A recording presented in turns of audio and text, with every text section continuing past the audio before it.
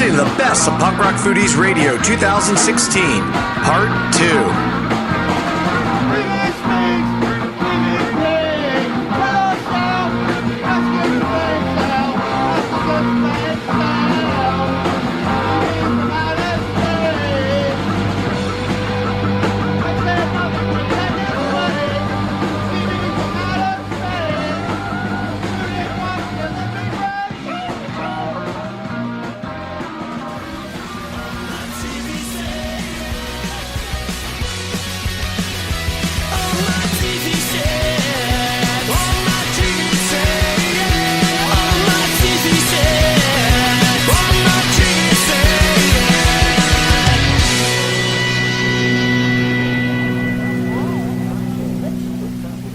And that was TV Set by Teenage Bottlerocket off of their latest album, Tales from Wyoming. And on the phone with us now is Ray of Teenage Bottlerocket. Ray, how you doing? Doing great. Thanks for having me. Hey, absolutely. We are big fans of Teenage Bottlerocket here at Punk Rock Foodies Radio. But for anybody who's listening that doesn't know Teenage Bottlerocket, could you give us a brief background of the band, a brief history? Yeah, no problem.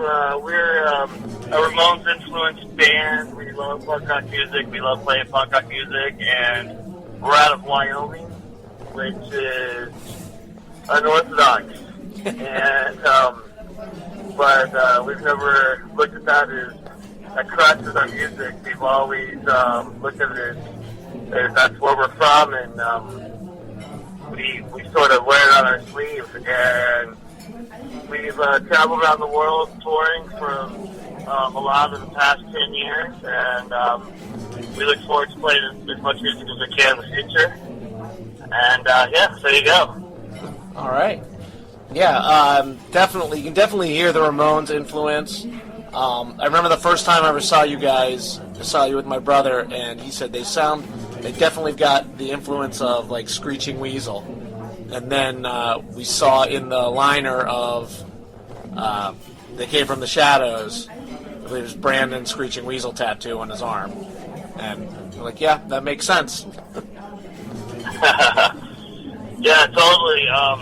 We started getting into punk rock music around the time Green Day came out, and really dove into the Lookout catalog from there, and fell in love with bands like Screeching Weasel and Operation Ivy, and yeah, especially that old Screeching Weasel stuff. We've always been big fans of that stuff. Yeah. And so did you guys all grow up together, or do you like meet? Well, right now, with the way the band is, it's me and Cody and Miguel and our new drummer Darren.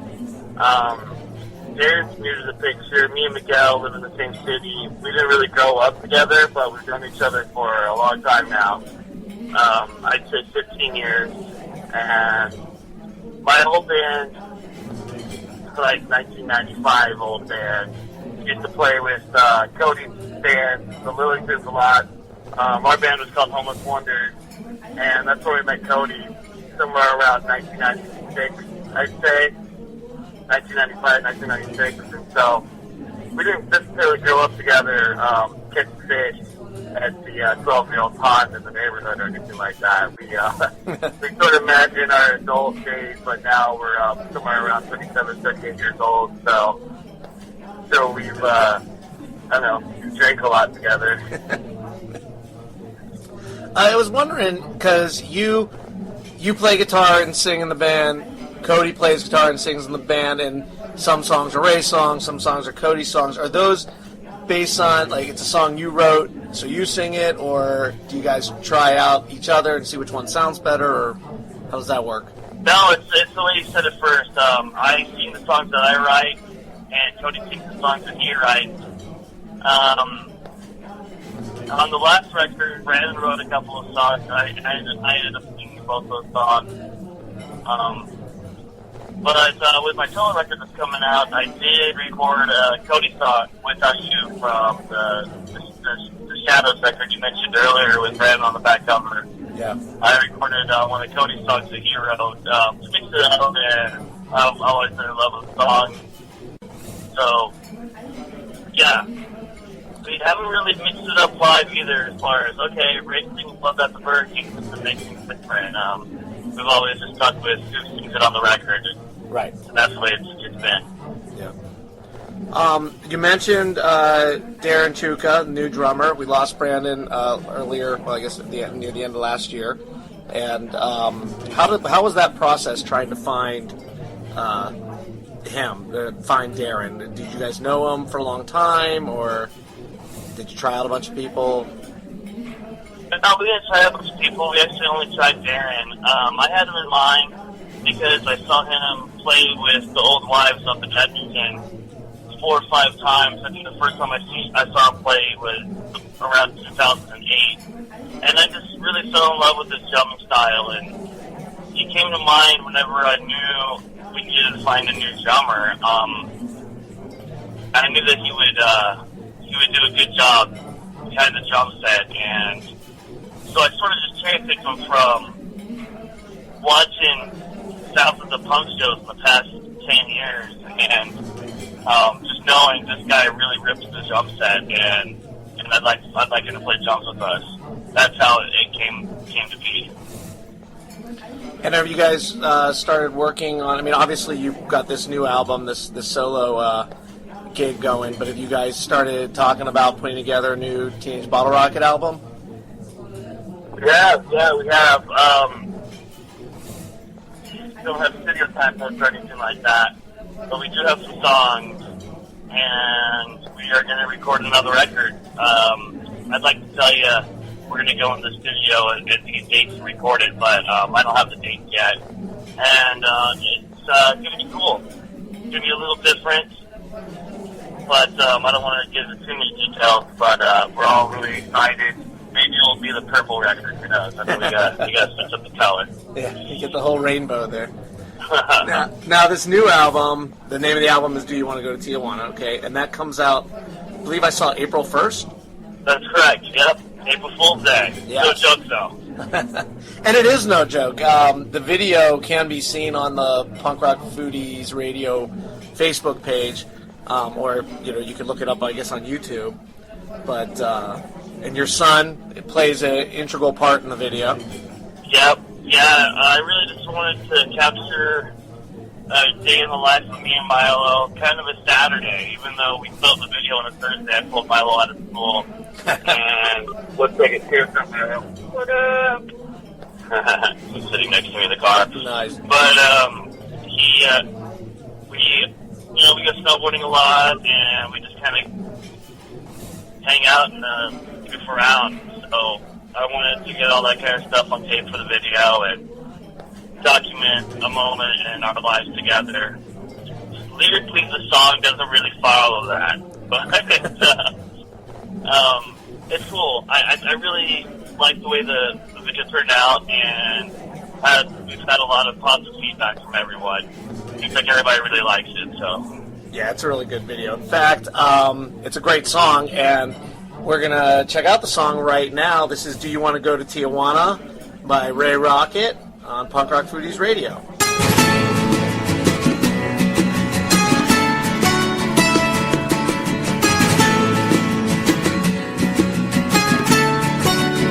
You got yourself a condition, you need a physician, and then you put me in an awkward position when you try to get attention using razor blades to cut up your wrist.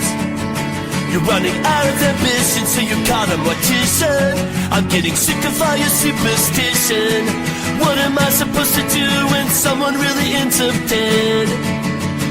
Do you want a 5-0 with Steve Caballero? Do you want to practice your karate with Mr. Miyagi? Do you want to travel the world with me? So many different places to see, so many different people to be. I wish that you were here with me. Do you wanna go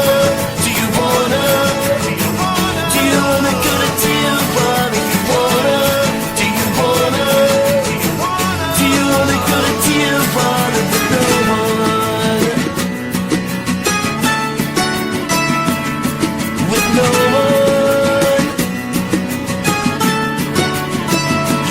A condition, and then you put me in an awkward position when you try to get attention using razor blades to cut up your wrist. You're running out of ambition, so you caught a mortician. I'm getting sick of all your superstition. What am I supposed to do when someone really ends up dead? Do you want a 5-0 with Steve Cavallero? Do you wanna practice your karate with Mr. Miyagi? Do you wanna travel the world with me? So many different places to see, so many different people to be. I wish that you were here with me. Do you wanna? Do you wanna? Do you wanna? Do you wanna go to Tijuana? You wanna? You wanna? You wanna? Do you wanna go to Tijuana? You wanna? Do you wanna go to Tijuana? You wanna? Do you wanna go to Tijuana with no one? With no one? Do you wanna go to Tijuana with no one? Do you wanna go to Tijuana with no one? So you had mentioned that you guys have toured a lot of the world for like the last 10 years. What are some of the cities in? Let's just start in the United States that you really enjoy the food that you think about. I can't wait to get back to that city because I want to get this meal. Or well, there's a lot. Right off the bat, I'd say, it seems like every city we have a particular restaurant in mind. I wouldn't say a particular city, but a state in Texas. Just with the barbecue and all the Mexican food down in Texas. We love Rudy's Barbecue, and I know it's a chain, but Taco Cabana is so legit. I love it. So yeah, Texas comes to mind. what about not in America? Somewhere else in the world where you guys have been? Well, I can tell you that in Canada, I think it's bad. Okay, let's go that way. Everybody else in the band really seems to be hot on poutine, but I'm not really into it. But I love the food in Japan. Thought that the food in Japan was unbelievable. I thought it was amazing. I would love to go back, and the food is one of the reasons I'd love to go back. Other than the culture and the people being awesome. Yeah, I've heard that a lot. Pretty much everybody we've interviewed has said Japan, so you're not alone. Do you do a lot of cooking at home? I do. Yep, I do. What's one of your favorite things to make? Ribs. Nice. Do you? I rule the ribs and chicken fajitas. A lot of Mexican food. Do you smoke your ribs, or do you do them in the oven and on the grill? I do them in the oven at a low heat. I'll put them in at lunchtime, and I'll take them out whenever I get home from work. I do go with the honey glaze with some brown sugar and some bullseye barbecue sauce. Nice. And usually cook them up with some mustard creams on the side, and that's one of our favorites around here. We're always doing green bean casserole. Seems like it's not just a Thanksgiving thing for us. We do it all year round. Do you have any guilty pleasures, food-wise, or as we were speaking on this show, musical-wise? I really fell in love with the Taylor Swift record. My kid and I listen to it a lot. It's a little embarrassing because, I just picked up Milo from daycare and they were listening to it. And it's just like, I know this trendy song that all these kids are dancing to. Food-wise, I just try to cut back on my calorie intake. So anytime I'm eating anything with a bunch of sugar, I feel guilty afterwards. I try to hit the gym.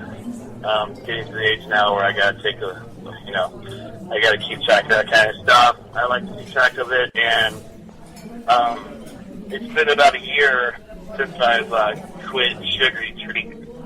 which for me was difficult.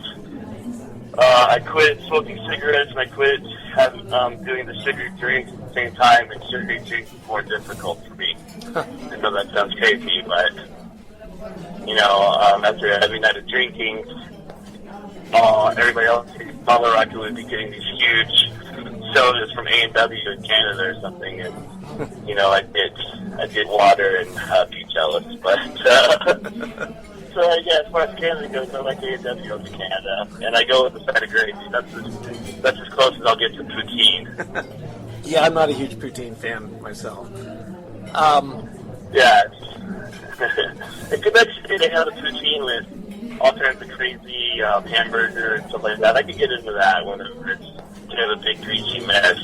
Seems like it's 2 in the morning food. Absolutely. People would ever go out. I can't imagine anybody going out like, let's go poutine for dinner. It seems to me like, okay, we're all wasted, and let's go get some poutine before we get to the hotel. Yeah, and that's what it looks like, too. Like, you just threw a bunch of shit together and was like, all right, let's eat this. Yeah. What you were saying about getting healthy, what are your thoughts on Miguel's yoga studio and all that? I think it's really cool. We've always been real encouraging with Miguel and his spiritual practice, and meditation is where it started. And he does yoga a lot on the road, and I've only honestly done yoga twice. Both times were with Miguel. Once was in Chicago and once was here in Laramie at the studio. He just recently signed me up for a month of yoga for free at the studio, so I could go in and take any class. And whenever I go to the gym, I kind of do the weights and then get the exercise bike or the stair machine or whatever. And, so I just think it's cool that Miguel has something on punk rock music to be a part of. And it's cool in life to have a lot of balance and have different things that you can do. That's kind of circling back to the solo record.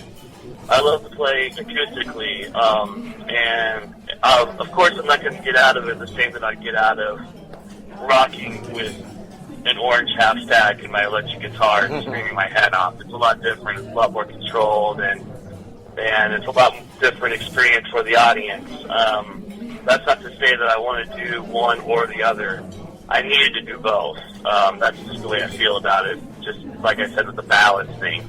I want to, enjoy as many aspects of life as that I can, and I think that's exactly what Miguel's doing with his yoga studio. So I think it's rad.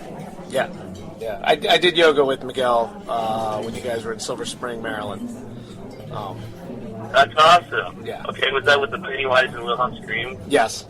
Okay. All right. I think I remember you guys sneaking off. I did yoga with him in Chicago on that tour. That was the first time. I was sort of stuck next to a wall, so I couldn't get full extension on most of the moves. But, this last time, most recently, it was an hour-long class in Laramie in the studio, and it was cool. And it was more of a beginner, intermediate thing. Nothing crazy. We weren't doing headstands or anything like that. Yeah. Well, Ray, that's all I got for you. The new album is Do You Want to Go to Tijuana? Comes out April 1st. Is there anything else you'd like to... Well, you're going to have a tour with that, too. Right? Yeah, I'm going to hit the road with the Copyrights and Lippies in May. And I'm also doing a lot of fly-in shows. Playing Denver, Fort Collins with Sundowner. Just confirmed the Edmonton Calgary show that I'm going to do with JJ from Chicks Dig It. And, nice. It's going to be cool.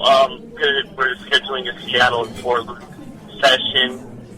So it's just going to be kind of some weekend stuff where I fly in and do it and support the record as much as I can. If I'm in your area, come and see me. And Teenage Bottlerocket confirmed a huge tour for the summer that's not going to be announced until March. So once that's announced, pay attention to the date and come and see us. Other than that, thanks for having me, man, and keep eating food. Food is good. Yeah, hey, thank you for being on. We're going to send it off here with one of my favorite Teenage Bottlerocket songs. This is Skate or Die on Punk Rock Foodies Radio.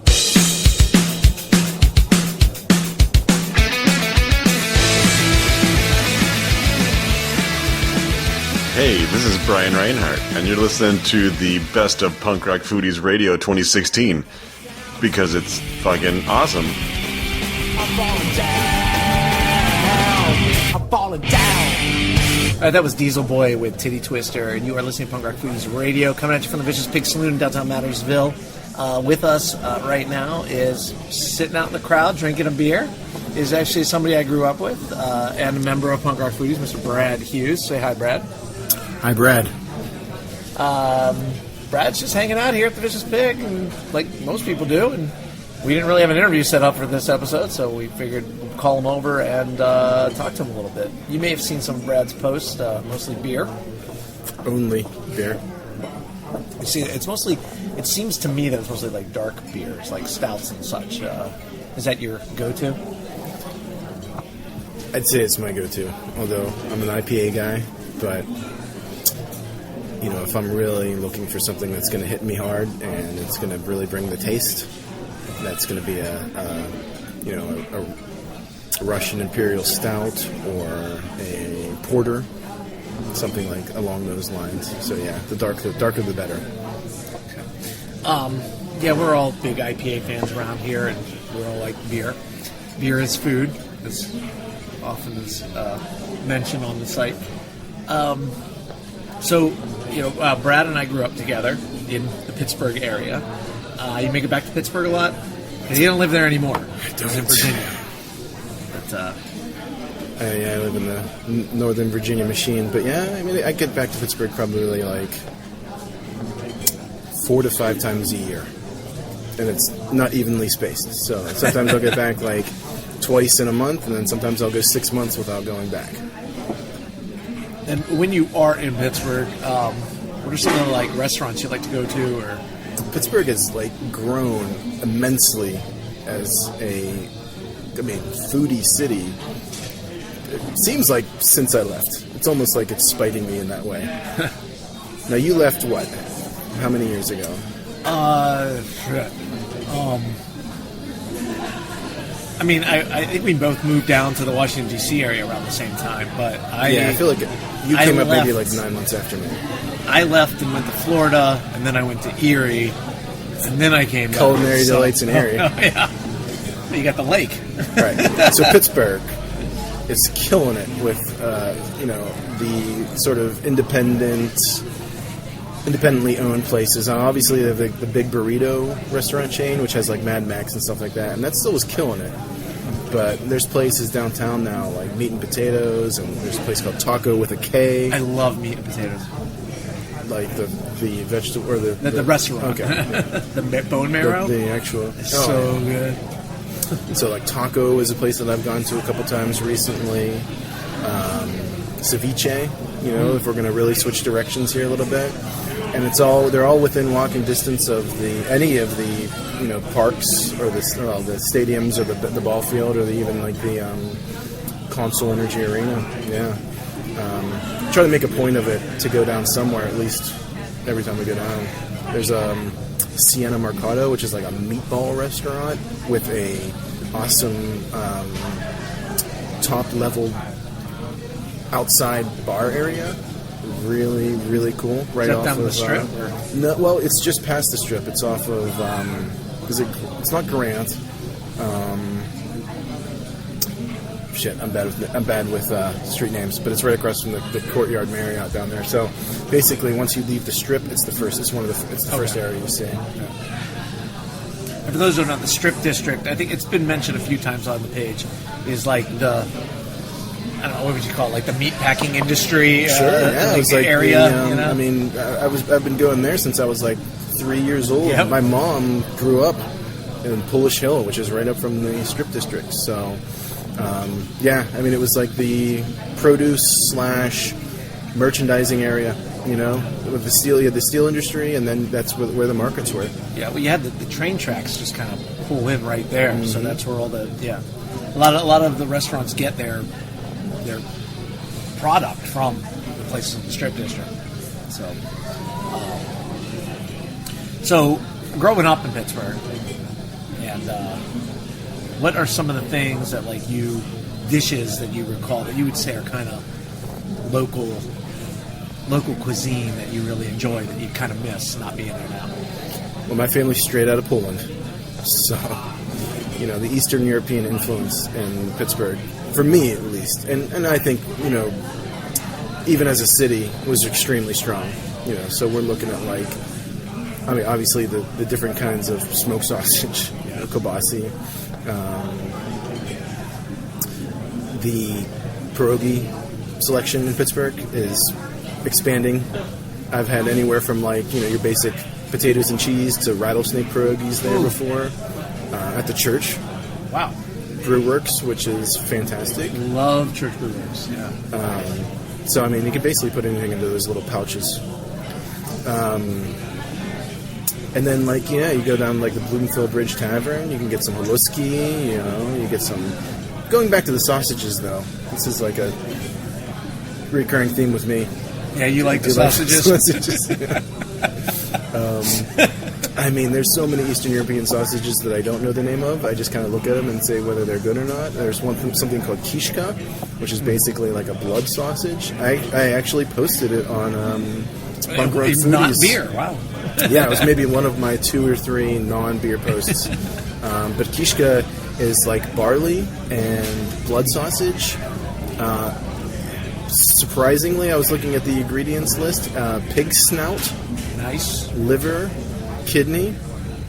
It all adds up to delicious for me. You got to do something with that shit, right? So, being now, married and with a child, I know your wife does a lot of cooking, and based on a lot of your posts of the beer, you don't do as much cooking. Is there anything that you do cook in your house?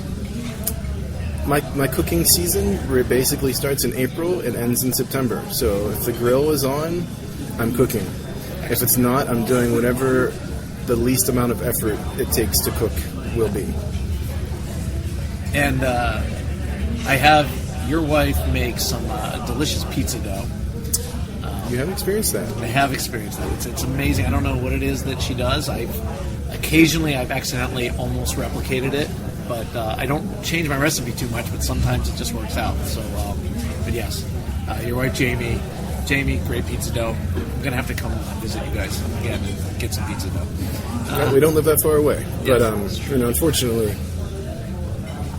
as you stated, we are with child now. He's 6. Yes. He's with us all the time. But she's taken the Trader Joe's route to most of her pizza doughs now. Yes, it happens.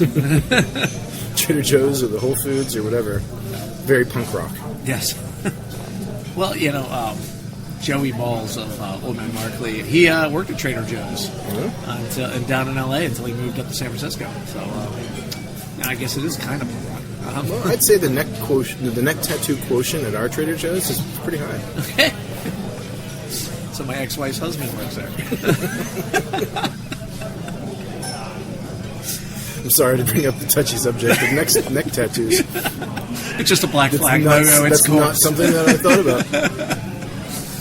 But speaking of punk rock, you've always been, for as long as I've known you, you've always been a music guy. You've always been into pretty much every genre of music. And you go to shows all the time, no matter. It seems like no matter who it is. What it is, yeah. As long as it's appealing, as long Yeah. as it has, kind of like a fresh energy to it, I'm there. Well, I'm not there as much as I used to be, but I try to be there. I'm there in spirit. And if I can't make the show, I'll try to find a podcast or something online where they where it's broadcast. So, what would be your first ever punk CD? Oh. Actually, my first ever punk CD was one of my first ever CDs. So, Nice. I remember, and this is not many people will probably be able to relate to this, but I still remember my first CD player. People could probably relate to that, but I remember getting my first CDs, and the first CDs I bought was my mom took me out, and we went to Farmore. And they sold CDs at the time. Yes. And I picked up Metallica, the Black Album, and I picked up REM Eponymous, which was basically the greatest hits of their first 3 or 4 albums. But then, almost like doing a complete 180, we went to Record Rama on McKnight Road, which is like a legendary record store in Pittsburgh, which I don't even know if it's still there. I don't think it is. I know it's not in that location anymore. It moved to like behind like a Gold's Gym off of Perrysville, but and I got the Descendants just because I heard Wiener Schnitzel, which is kind of a song off of Pump Up the Volume, the movie, whenever I was probably 6th grade. Yeah, and that was about that. And that began my romance with the Descendants, and they have never disappointed, ever. They are a good band. Yes, they are. Milo's in the area, isn't he? I think he is. Is he a professor over at Delaware or something? He's definitely East Coast. Yeah. And they don't do a lot of touring, but when they do, it's usually something big. Yeah. I think I saw them at the Warped Tour at the Isolated Amphitheater. And I know what that's called now. And wearing a Descendants t-shirt in the crowd was our guidance counselor, Dr. Allen. Oh my God. So I now have a greater respect for Dr. Allen. Yeah. 20-some years later. Yeah. But, is there anything you'd like to hear? We are a radio show, so we can play some music. Is there a song you would like us to play? Well, keeping with the Descendants theme, I think, other than Wiener Schnitzel, which, really isn't a song, the song that really stuck out to me from there, at least the first album I had of theirs, was Silly Girl, which is a complete punk song, at the same time has this heart and just this energy of like I don't know. I mean, I was listening to it in middle school, so I totally felt it, but it had this kind of, I don't know, warmth to it that I just didn't realize you could have in a punk song, and it really drew me to the band. Yeah, absolutely. All right, well, here are some Descendants. Silly Girl for Brad. Thanks for joining us here on Punk Rock Foodies Radio.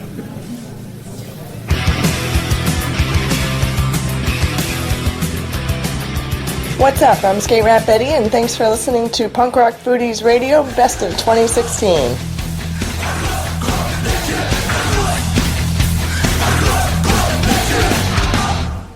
All right, that was Ocho Kalacas with Arroz con Leche, and we are fortunate today to have Jaime, the lead singer from Ocho Kalacas, with us on Punk Rock Foodie Radios. What's up, brother? Hey man, what's up? Thanks for the space over here, man. Yeah, man, we're excited to have you. Trying to do a little.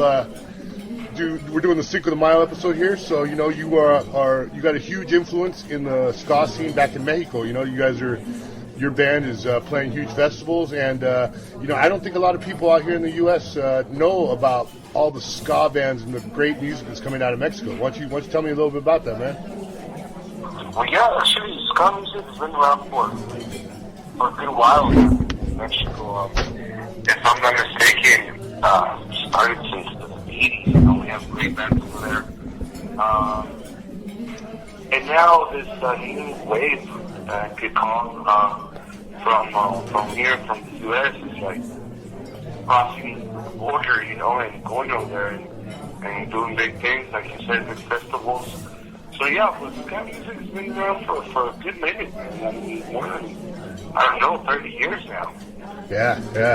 No, it's you guys got a really cool style. It's a little more hardcore, huh? It's a little mix of like metal, hardcore. Little bit of, the classic ska-core sound, stuff like that. Yeah, a little mix of everything. Yeah, you guys are busy this summer. You guys are playing all kinds of festivals here and there, huh? Yeah, actually, we just came back from Tijuana this past weekend, and we did a festival over there with Concrete Jungle, and we're going back to Mexico City in May. We're going to do a few states over there. We're going to be in Monterrey. We're going to be in Irapuato. We're also doing Estado de Mexico, Mexico City. And we're also going to be here in San Jose coming up May 6th. And Cinco de Mayo, we're actually going to be playing with the Hispanic in Orange County. Yeah, so we need to be busy. Yeah, I'm trying to sneak out and get to that show, man. That's going to be a fun one. Oh, man, definitely, man. Let me know, and, we're something out. Yeah. Well, speaking of Cinco de Mayo, I know it's, amateur hour for all the Americans out here that want to go out and drink Coronas and shitty tequila, but, for us, we can eat Mexican food all the time, and I'm just kind of curious, you obviously spend a lot of time in Mexico, a lot of time here. What are some of your favorite dishes, whether you be here or there in Mexico? What are some of the favorite things you like to eat when you're on tour or when you're back home or whatever? Man, I'm a fat ass. I eat everything, bro. Especially when it comes to Mexican food, man. I mean, you can give me anything, I'll eat it. But my favorite, is always going to be the tacos, man. Like, you can get some. You can eat tacos here. Yeah. And you be cool, but the minute you eat the taco over there, man, it's like, damn, what the hell they put them in this thing, you know? Oh, yeah. I know it's just the flavor, the meat. I don't know what it is, but it's different, and they're so good, man. It's a bunch of places where you can eat, but my favorite will always be the tacos, man. I love trying different, spots in the street, and those are the best. Oh, man, especially when you're just sitting there and then you're just, like, putting your finger up, and the guy's just like, okay, gotcha. Yeah, exactly. Like, all right, there's the salad. Boom. Yeah, man, great. Do you like to cook at all, or? What's that? Do you like to cook? Do I cook? Yeah, I cook, man. I have to cook. Otherwise, I'll starve. I bet you do a mean asada and barbecue at your house, man. I love to grill. I grill. Yeah. Everybody likes to grill, yeah. Oh, yeah, dude. There's nothing like that fiery, char taste, It's good stuff. Yeah, for sure. Cool. Yeah. Cool. And does, were you raised on any dishes in particular by, like, your family, your mom, your grandma, or anything like that?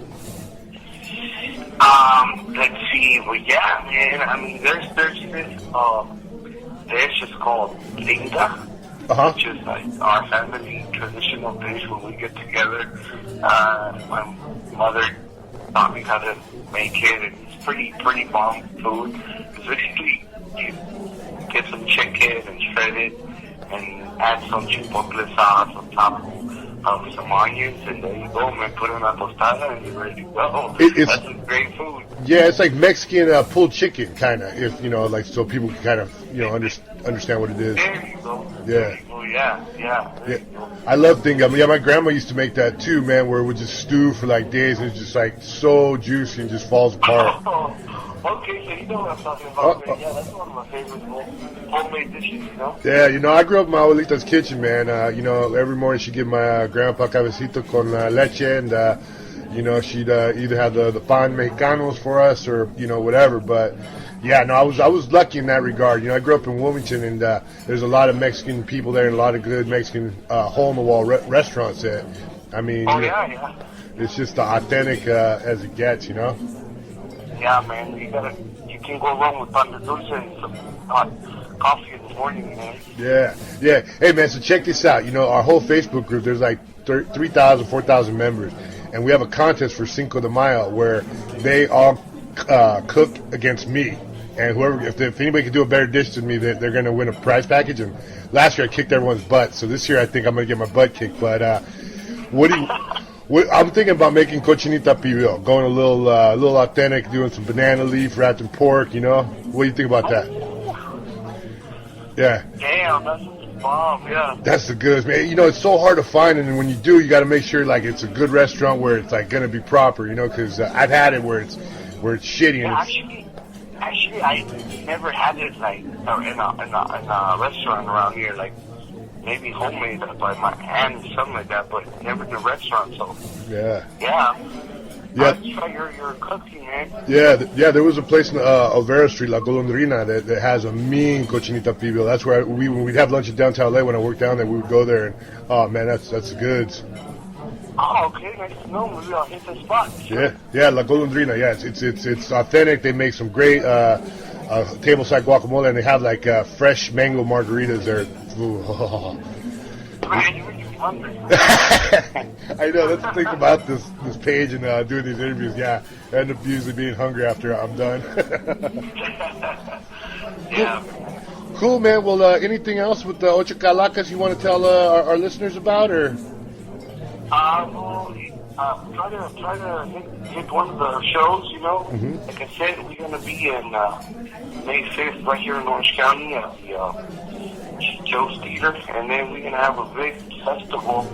I want to invite everybody that's listening. It's going to be downtown.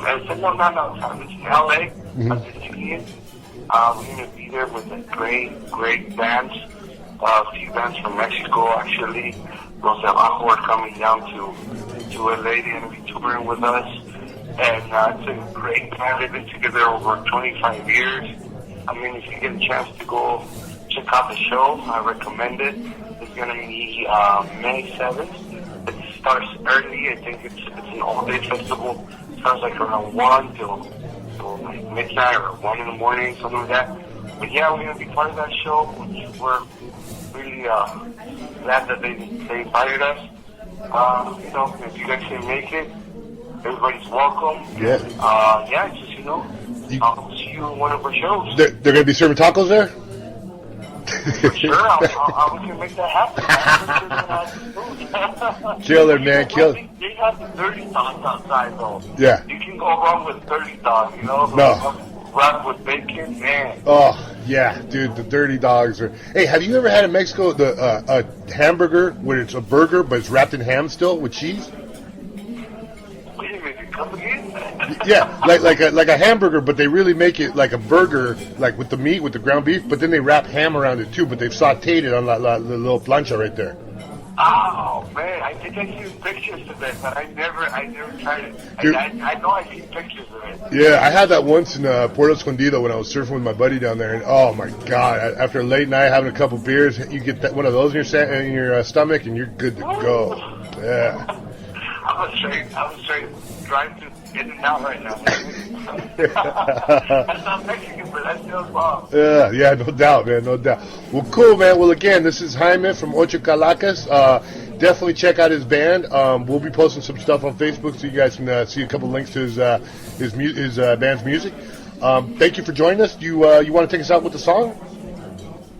Sure. Let's play something new. Why don't you play Peel the Banana? Hopefully you like that stuff. And you can check out the new video, which is Peel the Banana. You can check it out on YouTube. You can follow us on Facebook, Ocho Kalacas, or Instagram, Ocho Kalacas. And they'll send us a little love. Cool, man. Well, thank you so much for joining us, dude. This is Ocho Kalacas on Punk Rock Foodies Radio.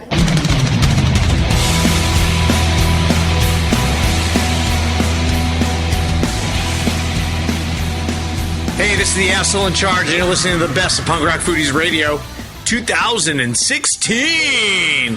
Get some!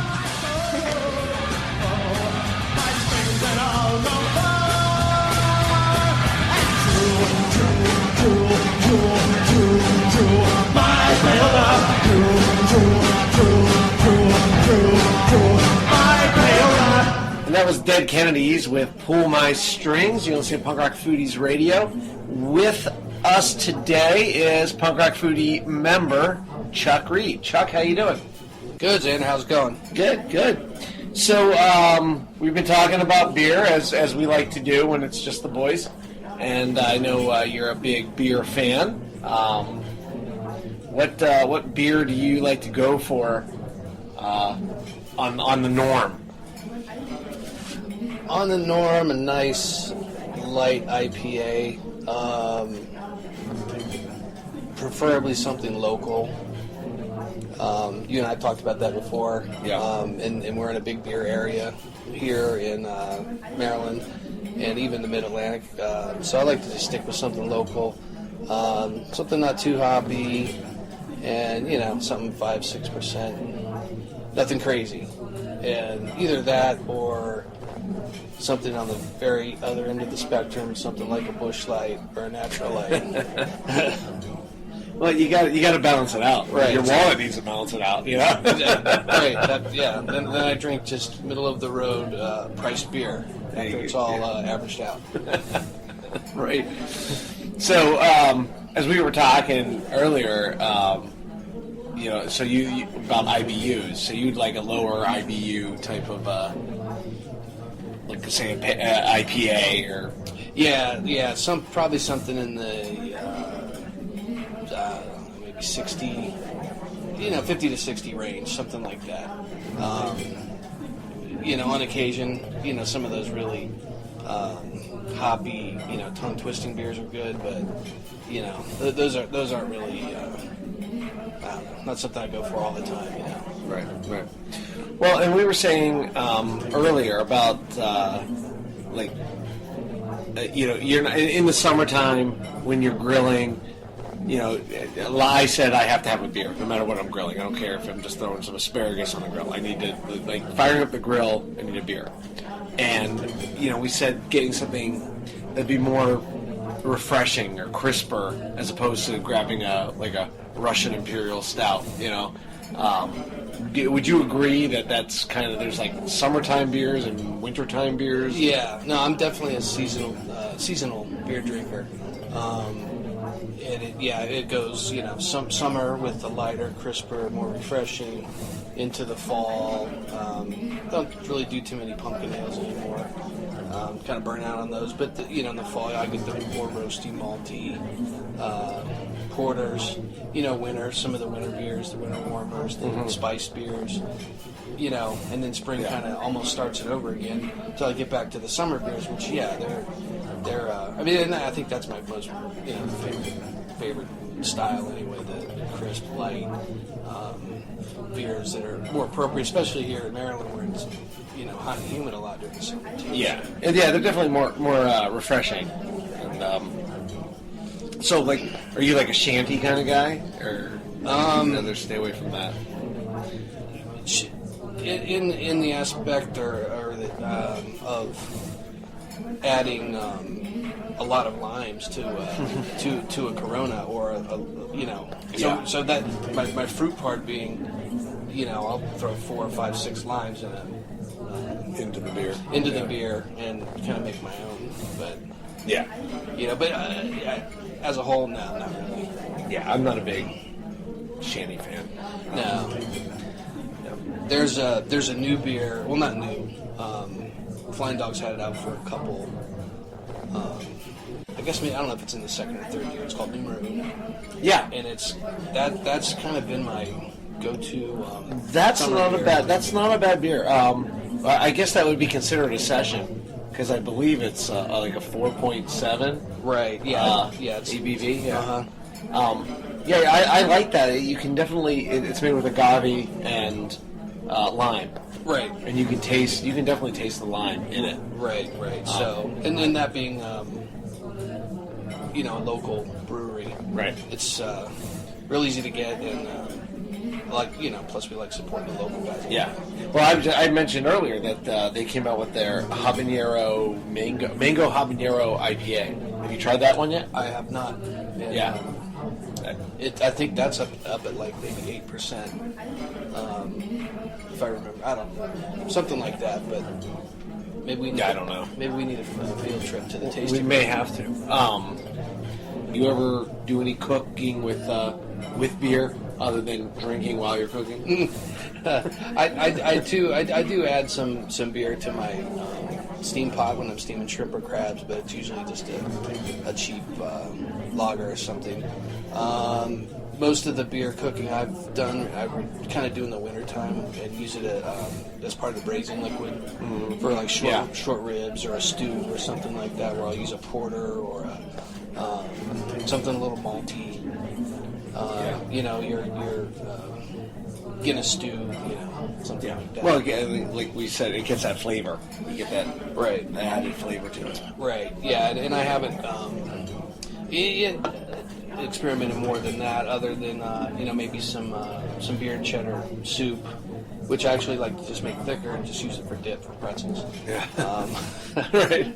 And then I don't know, sort of on the lines of cooking with beer. I mean, I like to, and I'm a novice at best, pair some of my foods with some beers. Yeah. But I'm not definitely not a pro at that. I don't know if it's like wine. When they say with wine, you just drink something that you like. Yeah. So that's what I go to first. But sometimes, it's nice to. Flying Dog has and I don't work for Flying Dog. I'm sponsored by Flying Dog. They just are local, and it's easy to get there. Flying Dog from Frederick, Maryland. Yeah. Chuck is from Mount Airy, Maryland. So they have a new one. It's a smoked Chipotle, or it's a Chipotle ale with that they have. It's made with a little bit of chicory root, and it's aged on charred oak. Okay. Something like that. I did have some of that, and so it's got a nice little Chipotle flavor. Not a lot of heat, but you get that kind of smoke. Right. I did have that with some baby backs that I used kind of a sweet barbecue sauce, and that seemed to pair well. Yeah, I could see that, especially with the smokiness right. of the beer and the ribs. That's so. Speaking of cooking, what are some of the things you like to cook? Well, I'm a big. I spent up until halfway through high school in Central California, so I was raised on Mexican food. So I kind of gravitate towards that. So anything with beans. It's fine. As much as I ate beans when I was a kid, I'm surprised I still like them. So Mexican food, a lot of so add something I know you don't like, cilantro, lime juice, a lot of the fresh Mexican cilantro, lime juice, salsa fresca, or pico de gallo, and then love enchiladas, whether it's red or green, and I've been experimenting not too much, but making my own enchilada sauce. I'd always use the cans, but it's easy. I'm pretty good at making a green salsa verde, like a tomatillo with jalapenos or serranos, and making a green sauce. But the red sauces I'm kind of getting into a little bit. But there's so many of those varieties of the red chilies. It's majority of them. Yeah. So basically, I like Mexican, and on the other side, and I don't make it. I've made it a few times, but it's really kind of difficult. I love Japanese or sushi, and so it's easier just to go out, just my wife and I, versus trying to go find a nice piece of sashimi and then cook all that for two people. Yeah, I mean when you make sushi, I mean just even making the rice, you make enough rice to feed 25 people. Right. So it's like, how are you going to do that with just a couple of people? I mean, I've done it before with having a party, right? And even that we had a ton left over. Right. So yeah. So if I could pick two things that I really enjoy, either cooking and or eating, it's pretty much any Mexican food and anything Japanese, sushi. I wouldn't say anything Japanese. No, you see some of their game shows? I mean, start to get freaky. They're like an ass-eating game show or something. Anything Japanese except.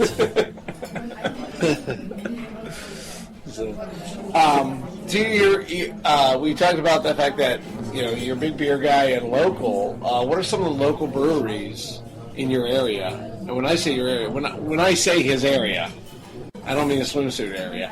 I mean there's none. Mount Airy, Maryland it's a town, but there's a lot of farmland around it, and there's a lot of breweries popping up in the farmland. So what are some of the local ones that you really enjoy? Right. I guess the first one that comes to mind is Milk House Brewing.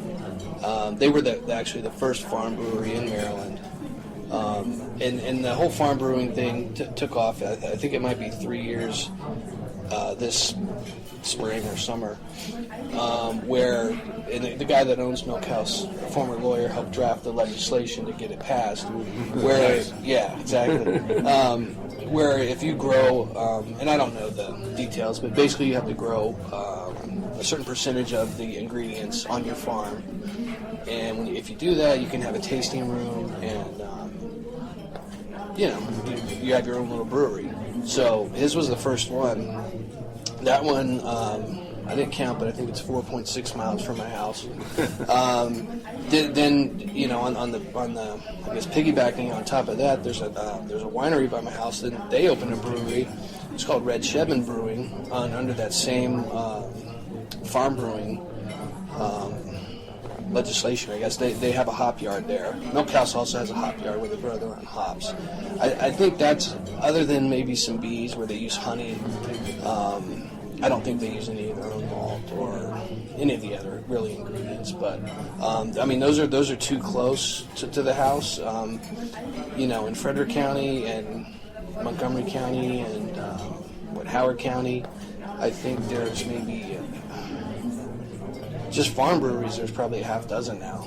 Yeah. And then probably within a 30-mile radius, there's probably 20 breweries now. So once you cross the Potomac into Virginia, you guys, there's a bunch out there. Oh yeah, I forgot about down there. Yeah, there's a rack of them down there. So we're fortunate, I think, to live in this area where you know, you could drive an hour and be you know, past 7 breweries on your way there. One of my favorites actually is up in Harrisburg or Hershey is Trogues. Yeah. So they have a nice tasting room and a really high-end menu. Tasting room menu that's seasonal, and they do their own charcuterie. I love charcuterie. Right, cheese boards. You know, they do a lot of good stuff there, and it's right in the middle of Hershey. Yeah. So that's a place my wife and I have been a couple times. That's really nice. But you know, there's a ton. Yeah. So and then I guess when I was out in California, on the Central Coast, I was really close to Firestone Walker. And that place was awesome too. So all the Firestone beers were like right there. Yeah. But I don't know. It you know, beats living in the middle of nowhere. Hell yeah. Having 100 choices instead of one. Well, and that's just kind of the key. I mean, you gotta support your local brewery. You know, it's.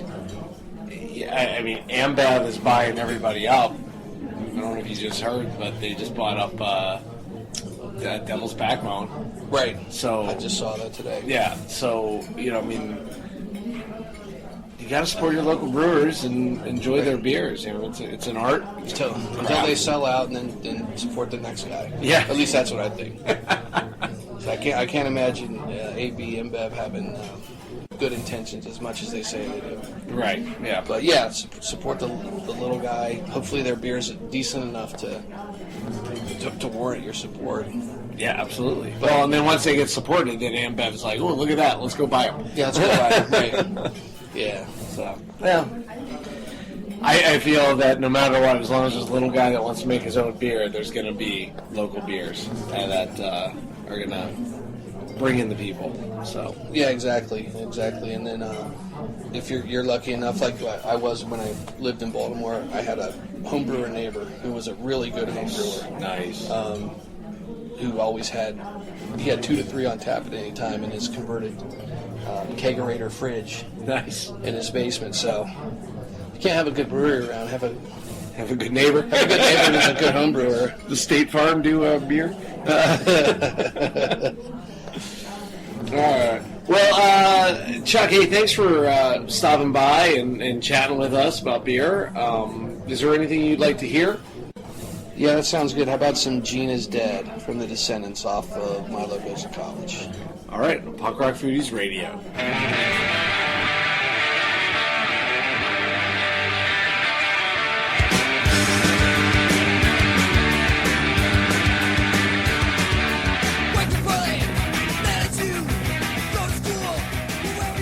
Hey, this is Amelia, the girl who screams at the end, and you're listening to the best of Punk Rock Foodies Radio 2016.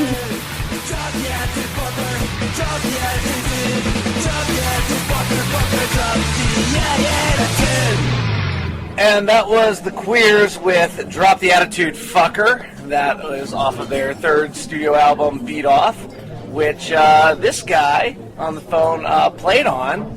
This is Dan Vapid. Are you considered one of the founding members of Screeching Weasel? No, I'm not a founding member of Screeching Weasel, and to tell you the truth, I'm also not on the Beat yanked off record. It's a long story. My picture's on there, but my guitar tracks were yanked off. Really? So yeah, that's a true story. I can get into it, but I don't know. It'd kind of take a long time, and why get into something like that? It's just going to probably stir up negative memories for me anyway. But truth be known, no, I did not play on that album, even though my picture is on there. Well, they got to update the Wikipedia page then about you. So. Yeah, I don't know who does the Wikipedia page. I don't really pay attention to it, to be honest with you. I think the last time I went on there was probably 2 years ago or something like that. Just out of curiosity, but I probably should update it. Try to be a little more professional.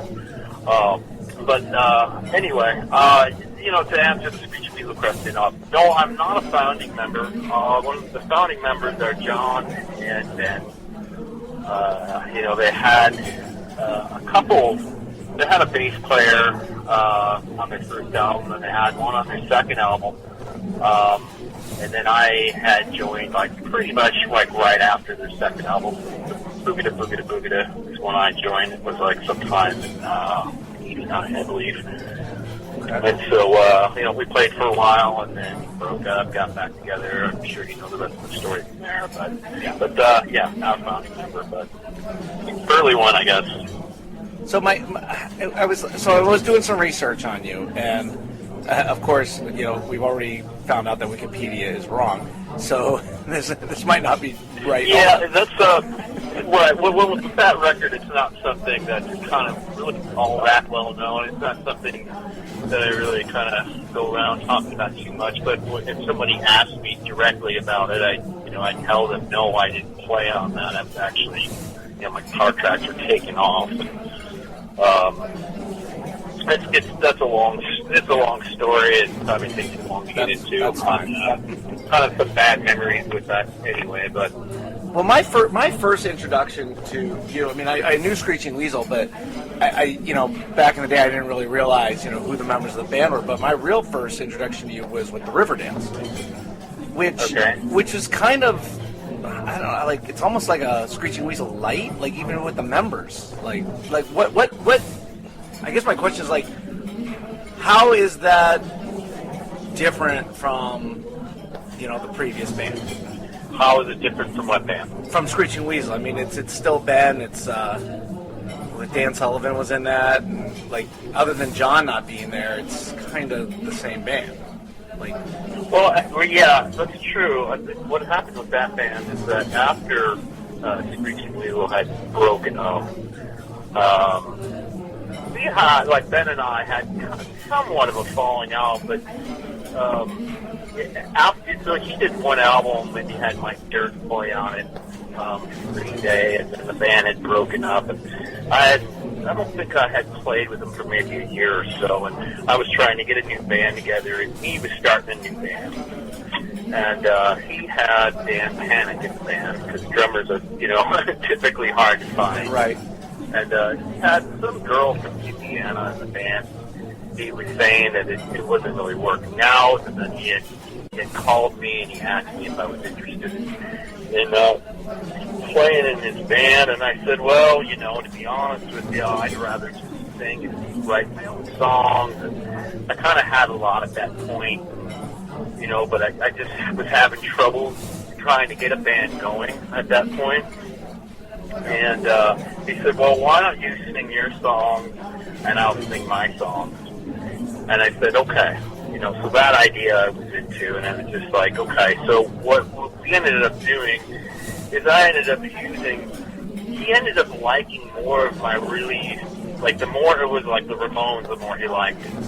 Because I had a bunch of songs written at the time, and my goal back then was to kind of have a band that was kind of a cross between the Ramones, Cheap Trick, and Mumps. That's kind of what I was, kind of power pop. I kind of wanted to do a band like that at that point, but I kind of got, he liked the idea of really kind of taking the Ramones thing and amping it up, and I already had songs like that. We were both big Ramones fans, so it just kind of ended up kind of taking that course from there.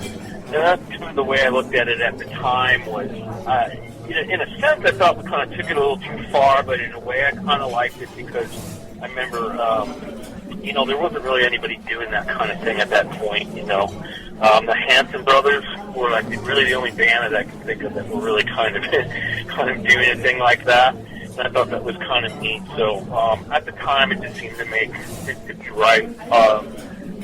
And so we did that with Green Day, offered us a tour, and he ended up, Billy Joe ended up mixing the record, and just ended up doing some stuff with that band. I think,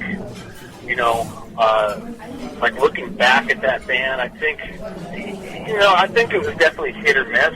I think half the time it was really good. The other half of the time, I think, our songs needed to be developed a little more. I felt that way with the first album, but I really like our second album.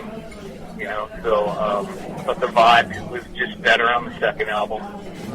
So I don't know. I mean, hindsight's 20/20, I guess. But looking back, I would do some things differently, of course. But it kind of is what it is at this point. So, but yeah, that's what we did. I think that what made it different from Screeching Weasel was just having two singers. And Screeching Weasel, Ben wrote majority of the songs. I wrote songs too, but Ben really did write most of them.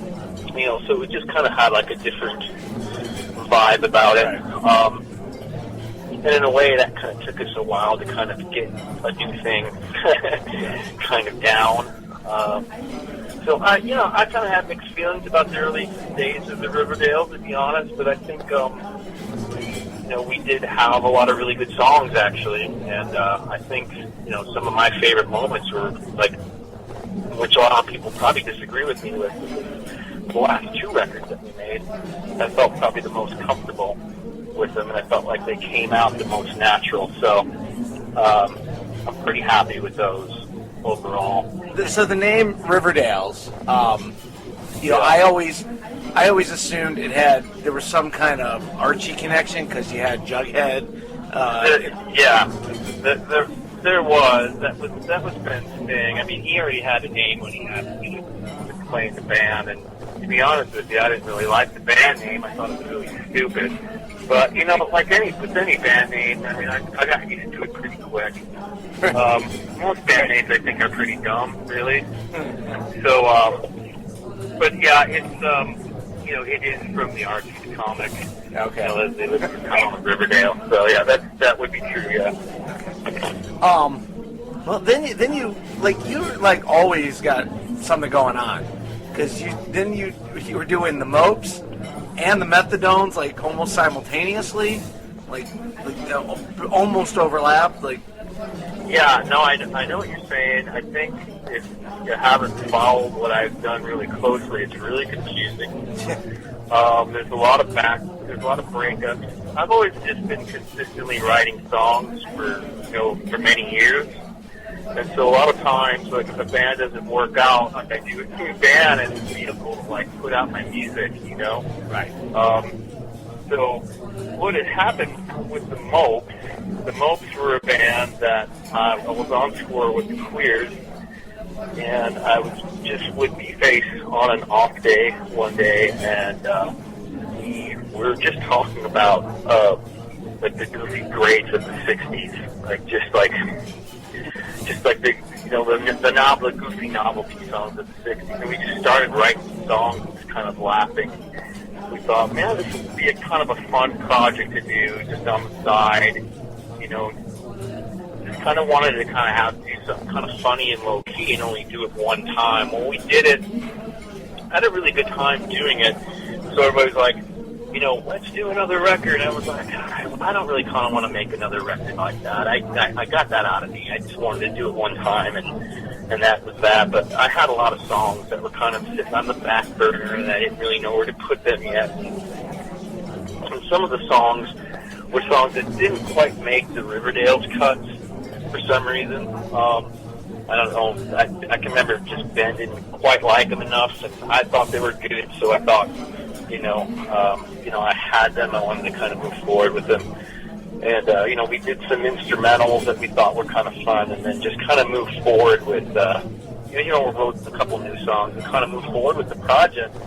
And that was a band where we all had lived in different parts of the country at the time. Like me and John. Well, John was in Chicago. I had lived in D.C. for a little while, and B-Face was out in Boston, and Dan Lemley was in Lafayette, Indiana.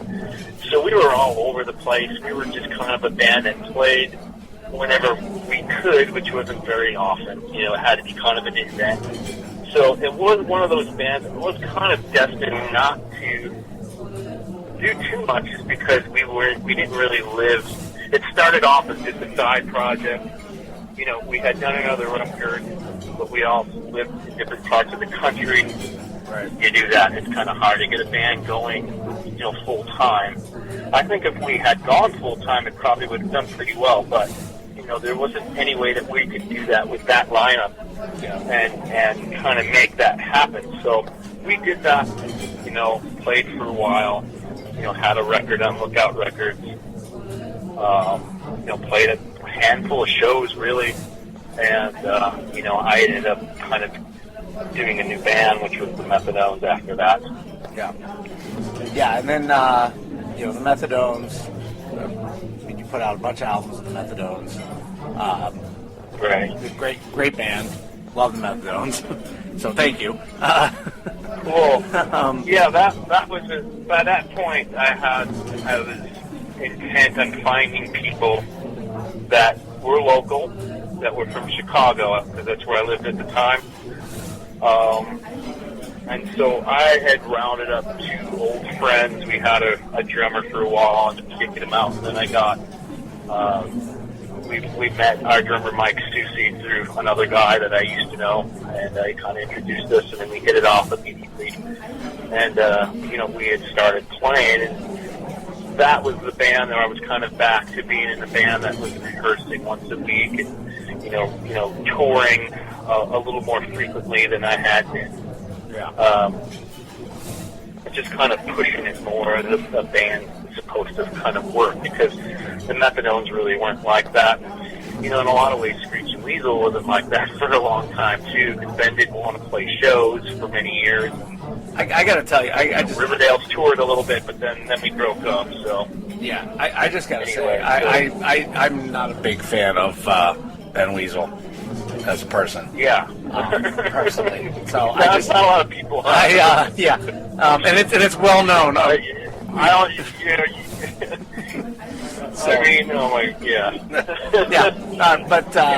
You get me going about that, shut up about that. We could do another episode. Go there, okay? Yeah, that's fine. Yeah, it's well known on my end. We've gotten into some social media altercations, and of course. But that being said, so you mentioned Chicago, where you're from. Lou Malnati's, that's the place to be for pizza? I think for deep dish, it's really ranked really high. I would argue the best deep dish in Chicago is a place called Pequod. Ooh. Very, very, I think it's the best deep dish in the city. The guy that came up with the recipe actually died recently. He had been making pizzas for, I don't know, like 50 years or something. So he was just like this legend, just like a genius with like pizza. Yeah, his name was Bert, and really cool guy. He had a restaurant called Bert as well. He had just a slight variation of the Pequod pizza, because he had originally sold off his restaurant, and he opened a new place called Bert. But he was amazing. So I think Pequod is probably the best.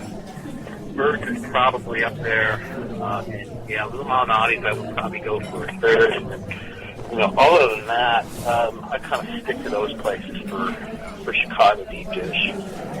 Well, so now you don't live in Chicago anymore. You've moved away. Like, you're almost in St. Louis now. Yeah. Yeah. Southern Illinois, like about 40 minutes drive from St. Louis. What's the food situation where you are compared to like when you lived in Chicago? Well, it's not the same, obviously. Chicago's got some really just great restaurants. I mean, you're going to get that with a big city. You're just going to have chefs that are really talented that are going to move to a big city. You know, Chicago, New York, and, you know, even like Las Vegas, you're going to find great food.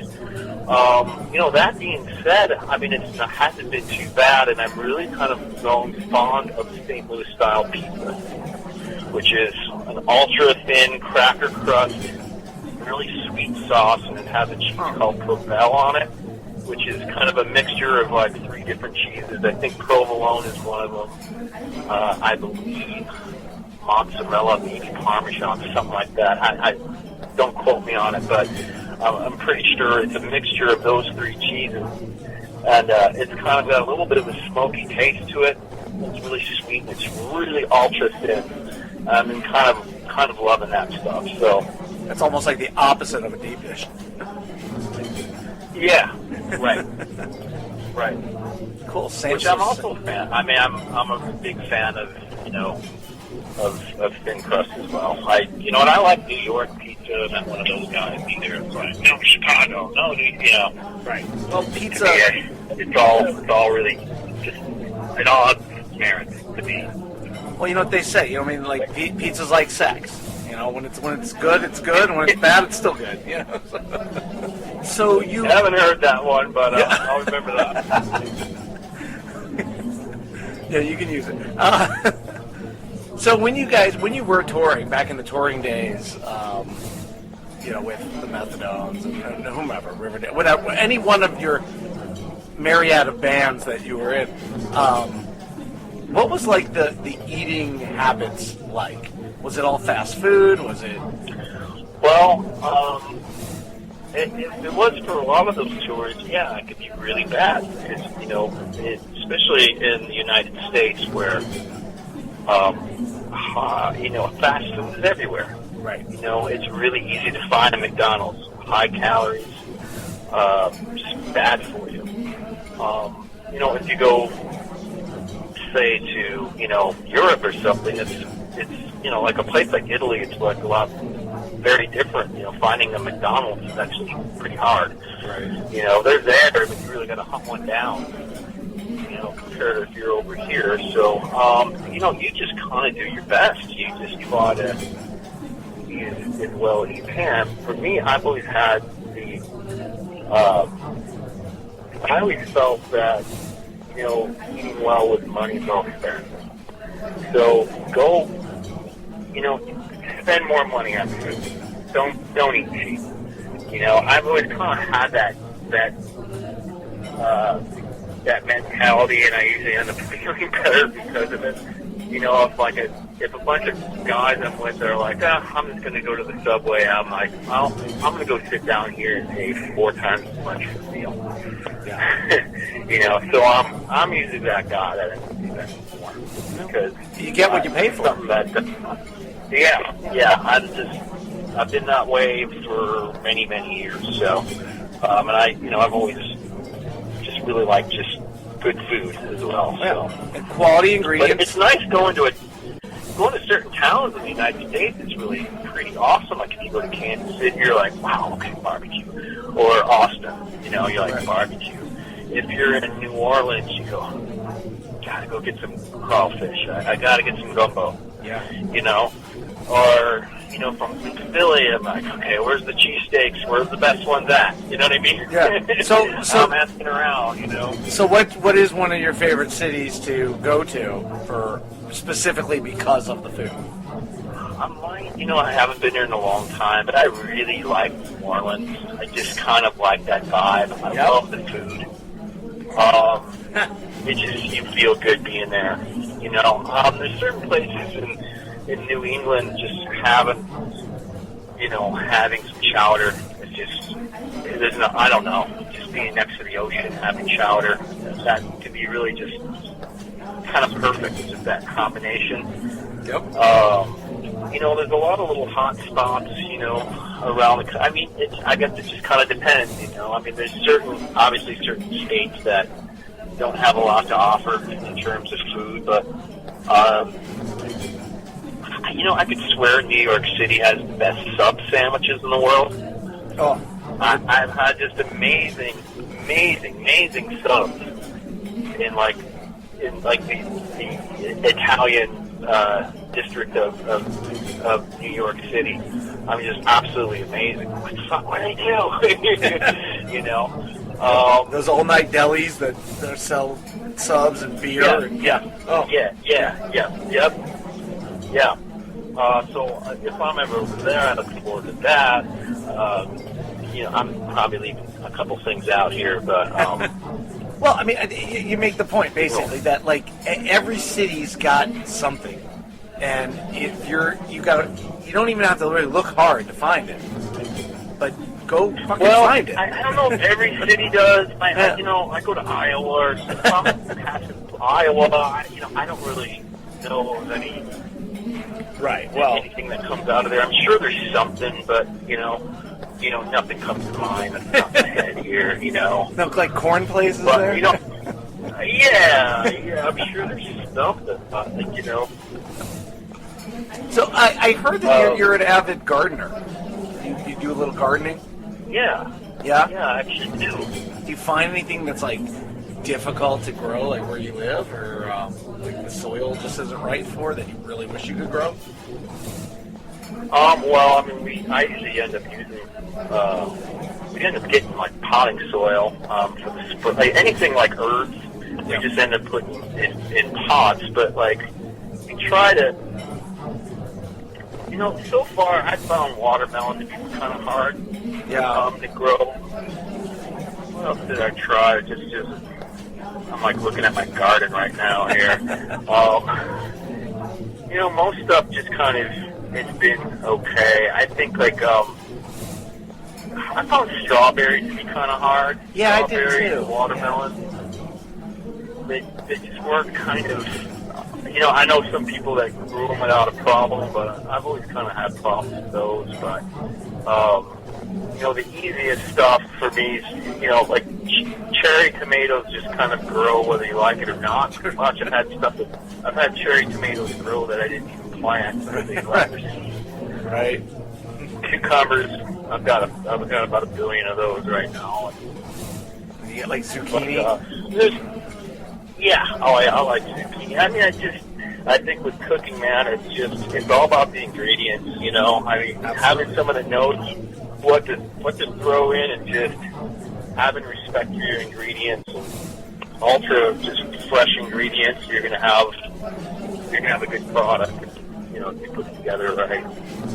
Kind of into that, the simplicity of cooking. I'm really into like Italian because of that. Like if you go to Italy, it's just like 5 ingredients, but just they just knock it out of the park. Yeah, totally. So what's something that you like to cook, like one of your go-to meals? Well, kind of a lot of things. I mean, one of the things I don't get around here are tacos, like good tacos. I mean, we've got a couple places around here, but, I'll just go through like the Rick Bayless cookbooks and kind of go. And usually it's the most simple kind of recipe is usually kind of what I like best, just stuff like, like last on Father's Day I did marinated strip steak and threw it on the grill and made tacos. Had like 2 different salsas. Nice. It did some with some chicken as well. I marinated it overnight. But yeah, it was fucking awesome. I drank about 12 beers and fucking ate tacos and watch the Cubs. I love that shit. Yeah. So making pizzas a lot. A lot of Italian stuff, a lot of pastas and like risottos and stuff. I'm really good at making. Yeah. I love, you mentioned Father's Day. I love that when you Google search Dan Vapid, in the images, the first image is you holding your kid. Or a kid. I'm assuming it's your kid. It's a child. So I don't know if they pulled it off of Facebook, but yeah. So it's like, I don't know, like personally when, growing up listening to these bands, you think, oh, these guys are punks, And then there's just this dad, being awesome. And I love it. I mean, I got 3 kids of my own, so. Yeah, I think there's a lot. There's a lot of punk rock parents out there. It's not just me and you. Yeah. I think I'm finding it to be really common, actually. So yeah. Well, and speaking of, look at these segues. See, like we're professional here. Yeah. I totally anticipated it, man. Yeah.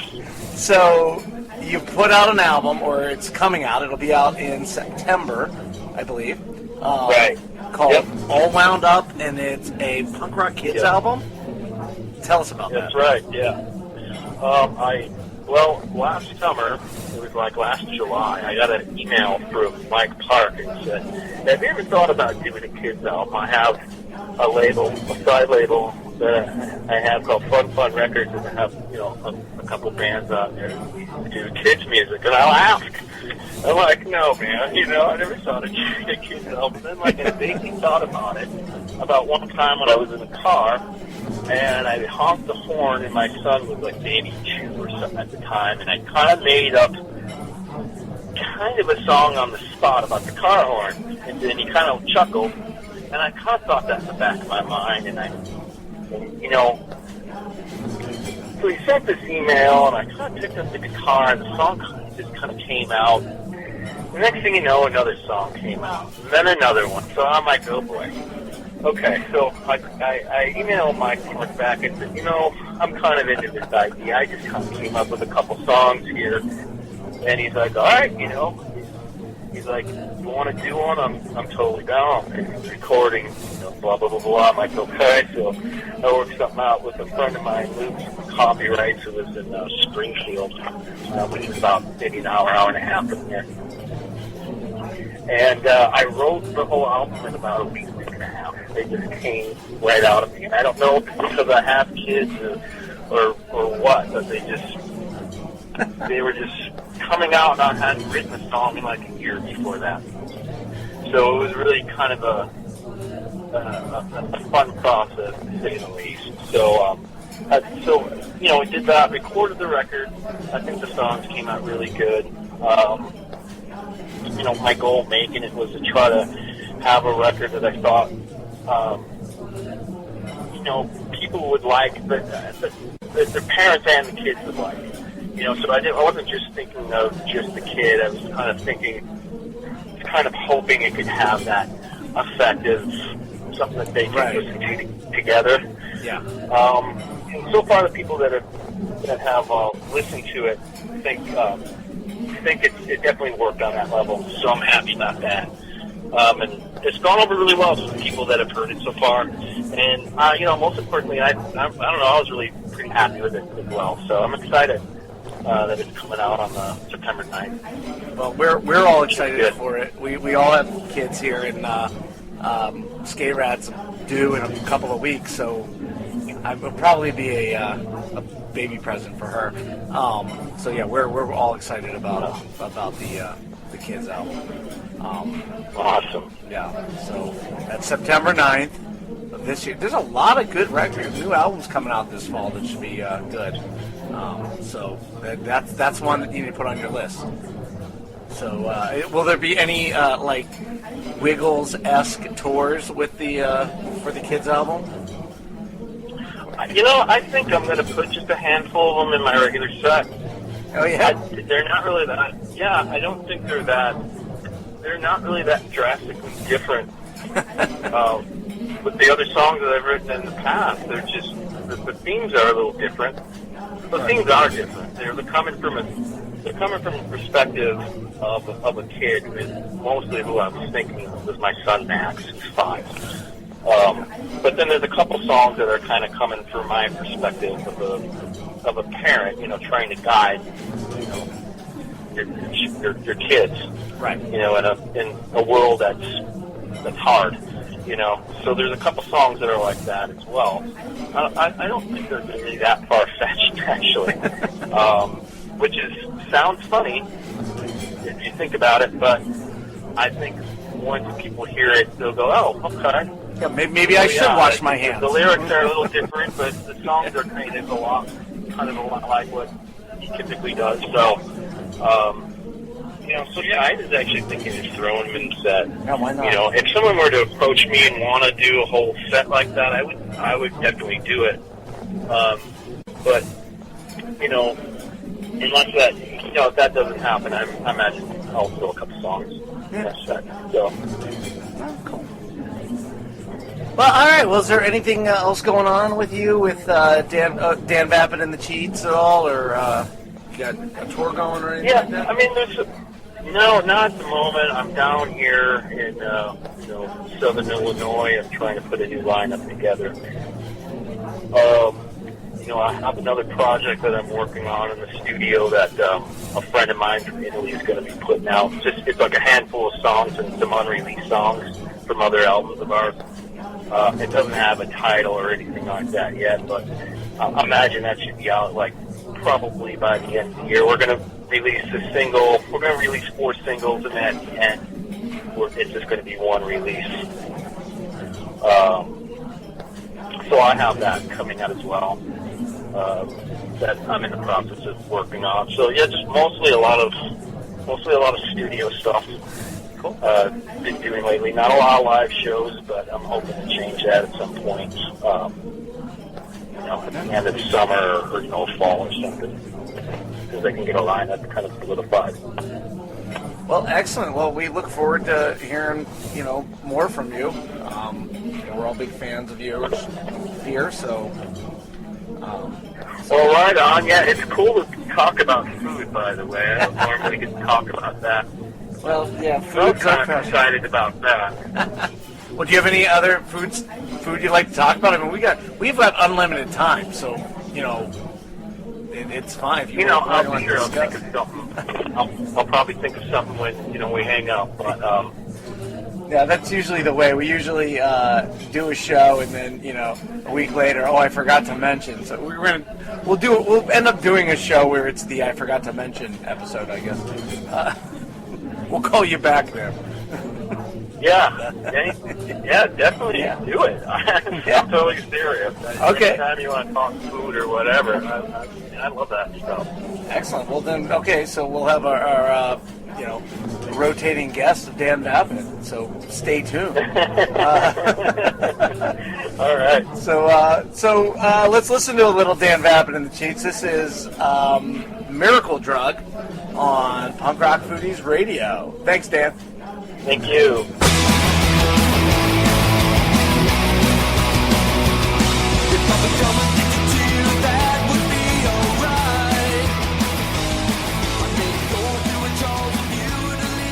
What up? This is Punk Rock Foodies Radio. Steve Guerrero here. Thanks for listening to the best of 2016.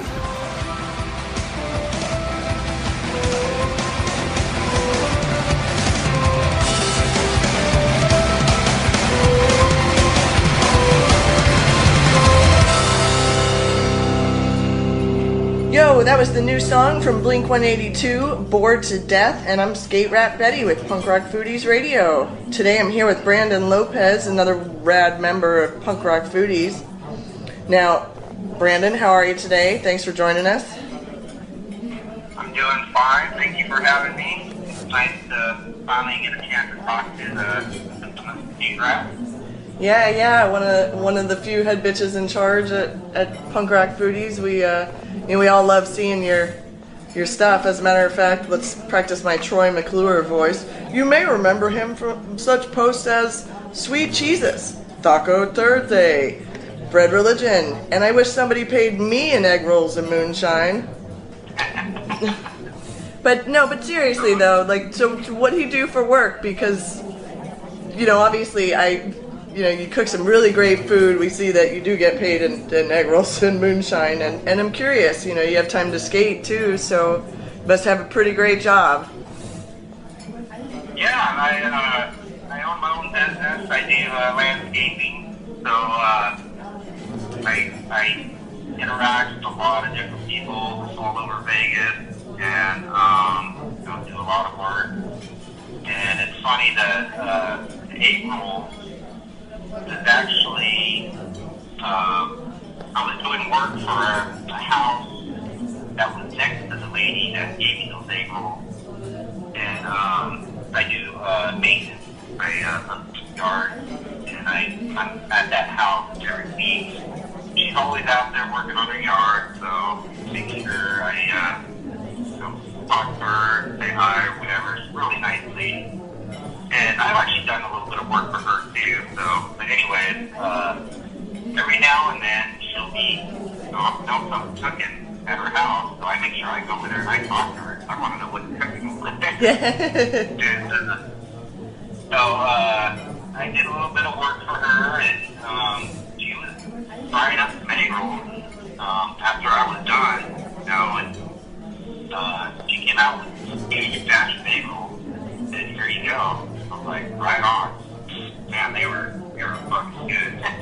They're like had shrimp in there, and I mean she's like Vietnamese, and she picked me up that batch of egg rolls, and I was happy. So yeah, I mean getting paid food is okay with me. I mean there's cash on top of it all, but Which always helps, yeah, but yeah. Authentic egg rolls are hard to beat. Oh no, especially hers. I mean, they're some of the best egg rolls I ever had. So. Yeah, and then I saw your moonshine post too. I live in the South, I guess. Well, what we consider the South until you go to Georgia. But I've had people bring me moonshine where you don't even really want to like drink it. It's so strong. I've had, where they marinate the peaches in it overnight or whatever, and you just need a slice or two of the peach and you're good to go. Yeah, this moonshine that I got was apple pie moonshine. And it tasted really good. It was, you could taste it had a little bit of the strongness to it, but it wasn't overwhelming. I mean, you weren't careful, you just start counting that stuff. It went later on. So you have to drink it in moderation, but pour over some ice. I mean, it was a great cocktail. But it was actually people I got it from. They're originally from Ohio, and I'm sure there's rednecks there and backwoods. So it was a recipe passed down. It was all homemade, not like that stuff you buy in the stores, Yeah. Sure, that's not real moonshine. I mean, you gotta get it from someone that makes it. Or batch or house. My dad has been after my husband to build him a still for years. My dad owns some property in Tennessee on a mountain, and yeah, I could just see him on one of those cop shows, where they come around the back and my like Republican dad is standing there. Well, what do you mean I can't make my own alcohol? Yeah, but I know these people now, so if I need more batches, I'm sure I can go back and get more. So that's a good thing. Have a moonshine connection. Yeah, well, and I'm seeing like all sorts of. I got to tell you, like I don't drink anymore, but all of these desserts and stuff that are coming out now. You can do like a hard root beer float. Now every once in a while I'm a little regretful. I think maybe also too because I'm pregnant, and so milkshakes are my thing. But yeah, I like the moonshine desserts, that I think I could come up with. Man. No, that's a good idea. I need to do that with some of that apple pie moonshine. I'm sure there's a lot of stuff. Well, I was thinking that because I saw your Guinness pie you had made. Yeah, it was the Guinness style cheesecake, what it was. Chocolate cheesecake with some Guinness in there. No, it looked amazing, and whenever I think like Guinness, I always think like savory meals. You know what I mean? And I've really noticed a lot of us have in Punk Rock Foodies. You get some good results in there. We've noticed you seem to have like just a really great taste level. I'm curious, do you have any kind of formal restaurant experience? I mean, have you even like waited tables? Even your photography or your food is pretty spot on. Actually, I've had no experience. I've never worked in a restaurant, never waited tables, anything like that. Basically, just been pretty much self-taught.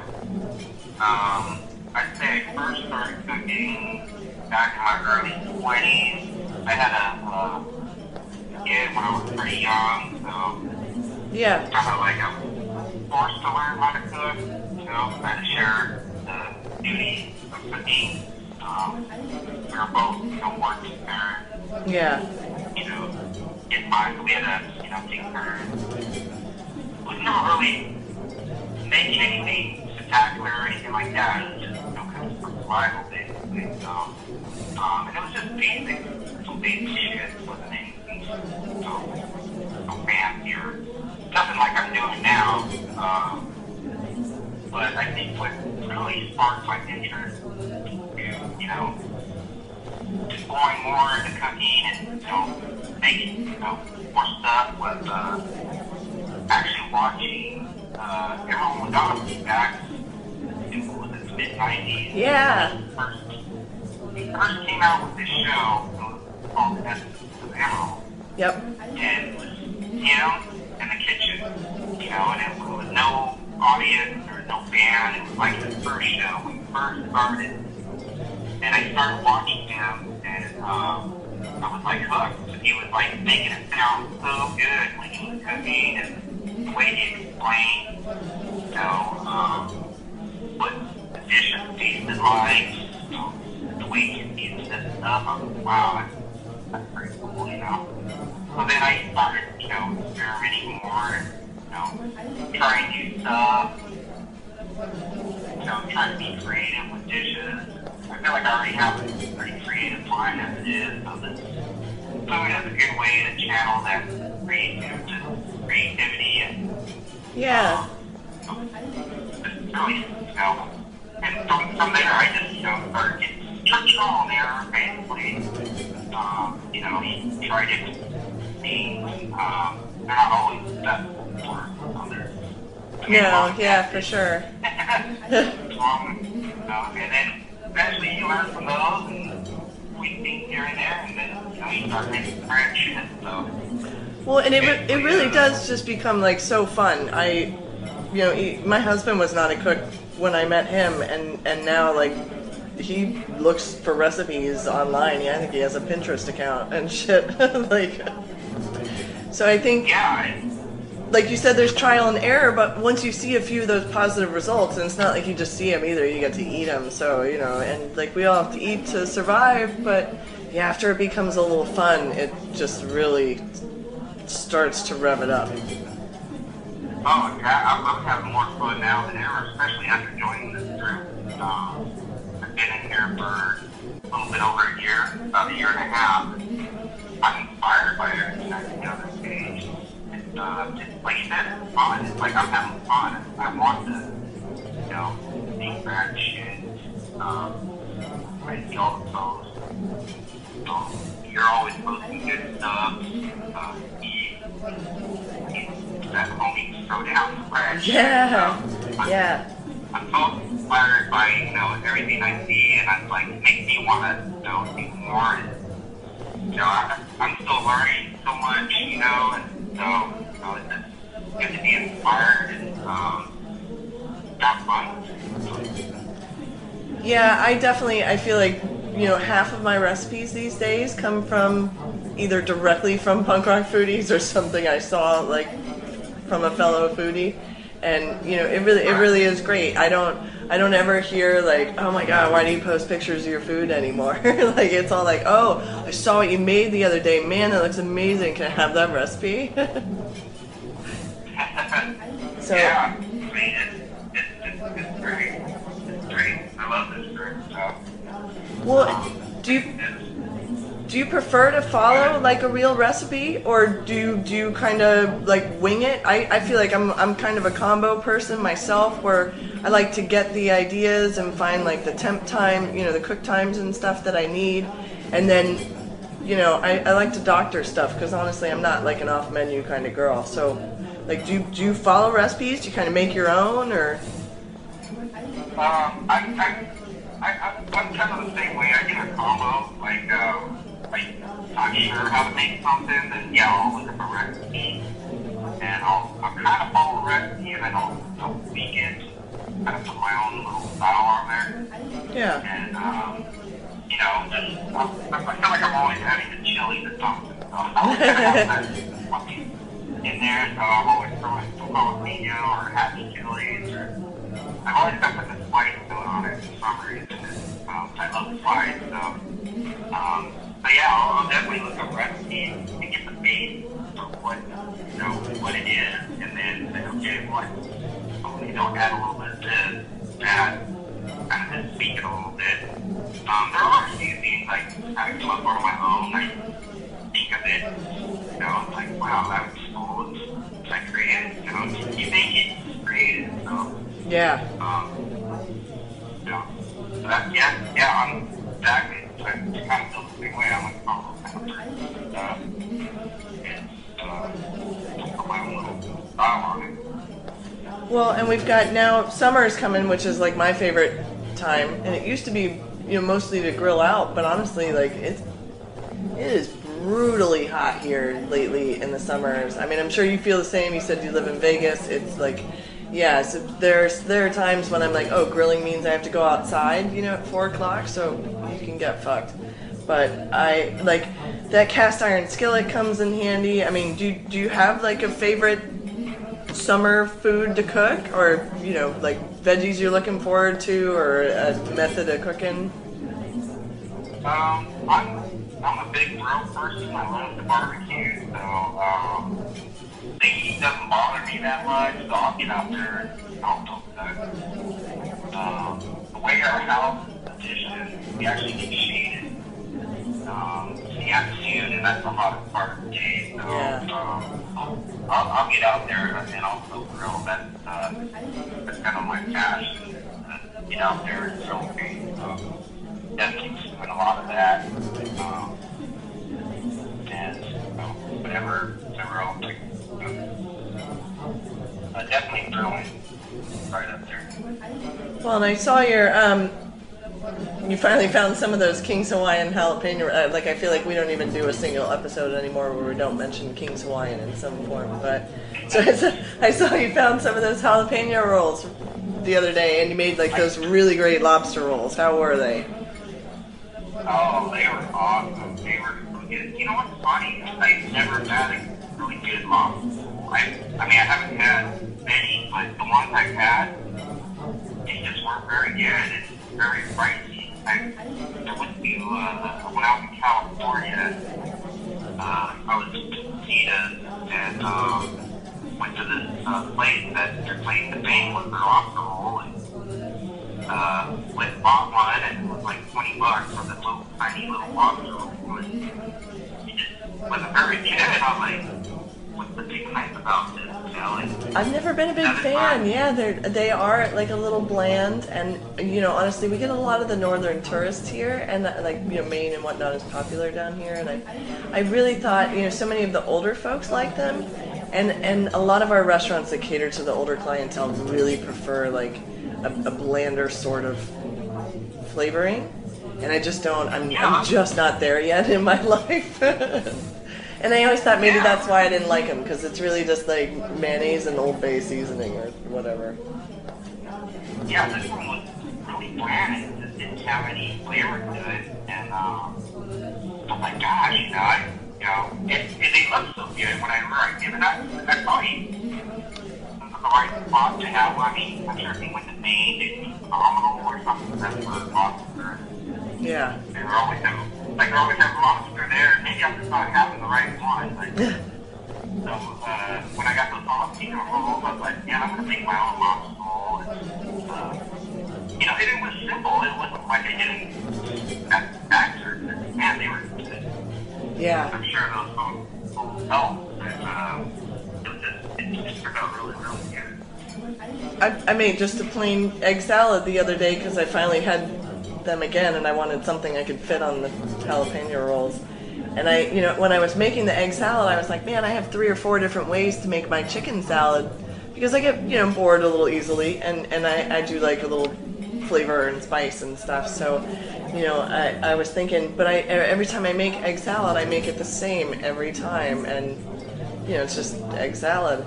And so I was thinking that, but then I ate it on the jalapeno rolls, and I was like, I don't have to change a thing. This is great. know, I don't think they've caught on here for folks. When I go to the store, it's like there's a gang as the whole thing. I mean, they're never out of stock. Like, some people can't find them. And I think you're saying that they're out where you live. I'm sure they're good at stocking them here, but they're always in stock now. Now that I've searched and found them, it's like, Yeah. they're in stock now. Well, and the girl at my store, when I asked the lady at the bakery, she said that, yeah, she didn't realize they were popular. No one had mentioned that they wanted more of them. But I see all day long people go to, like King's Hawaiian's Facebook page and stuff like that and are like, hey, we're out at my store. But, King's Hawaiian doesn't just bring those. They have to pay for those, so they order them. So, yeah, so I think I just have been telling everybody that runs out, like, hey, if you ask the bakery lady, like, that's who makes that order. Even if they're not ordering one specifically with your name on it, that they're going to call you when it gets there. Like you could at least, go by and say, hey, why don't you bring in 10 more of those? But I'm looking forward to some summer treats on those, like hot dogs and stuff, all sorts of stuff I'm already getting ready for. Oh, there you go. Yep. You know what? You can make them. You get 3 of those, and then mix them together, and then just cut them in half. There's your fun right there. So. Yeah. Well, we did a hot dog already here. Mike and I just messing around. We had leftover hot dogs after our hot dog bar that day. But I was thinking when he did that egg sandwich with 4 of them together, I was thinking you could just make him a burger bun too. Well, actually, that's where I got my idea. Like, when you posted that, when I did the lobster roll, I was like, man, I can't make this like little tiny sliders. I need like a bun. Yeah. And I saw that. That's when I thought, oh, well, they already stuck together. Let me just cut 2 of them, and then just cut half. Or stuck together. So I have like already made bun. Yeah.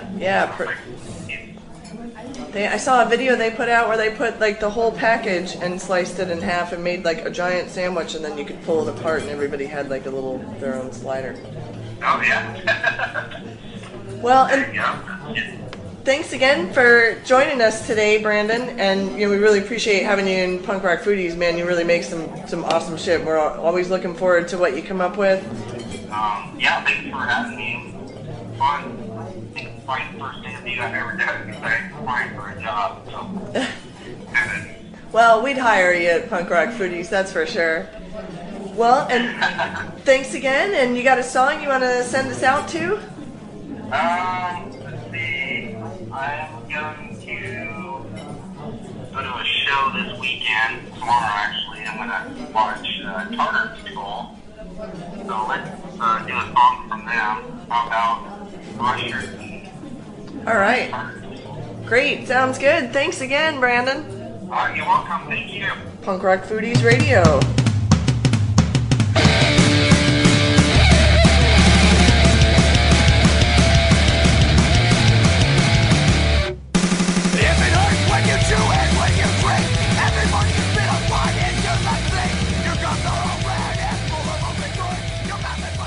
This is Xander T, and you're listening to the best of 2016 on Punk Rock Foodies Radio.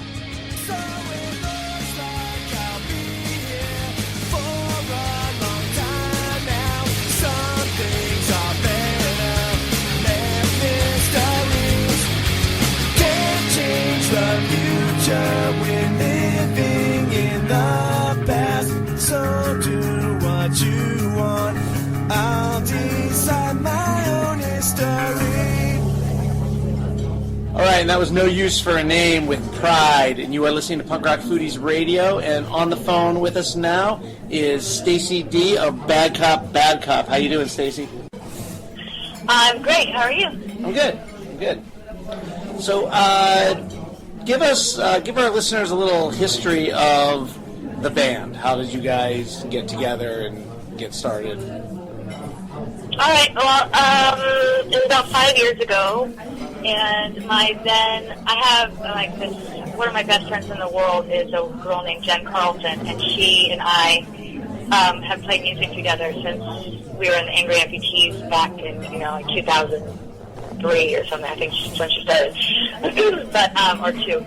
But she and I decided to start a new project, and she brought Myra in to play drums, and it was going to be a three-piece, like, gutter punk band, and I was going to write songs about, like, puke and poop, and it was going to be called Artemis.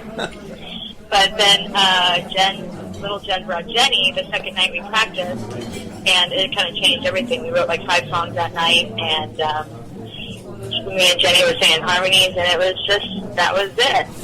And then about a year later, little Jen decided to step out of the band, and we were in another band called The City, and Lynn played bass in The City with us, and so Lynn stepped in as the bass player and third vocalist for what is now Backup.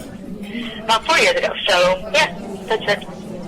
And back in 2004, you guys released a single with Fat Records called Boss Lady.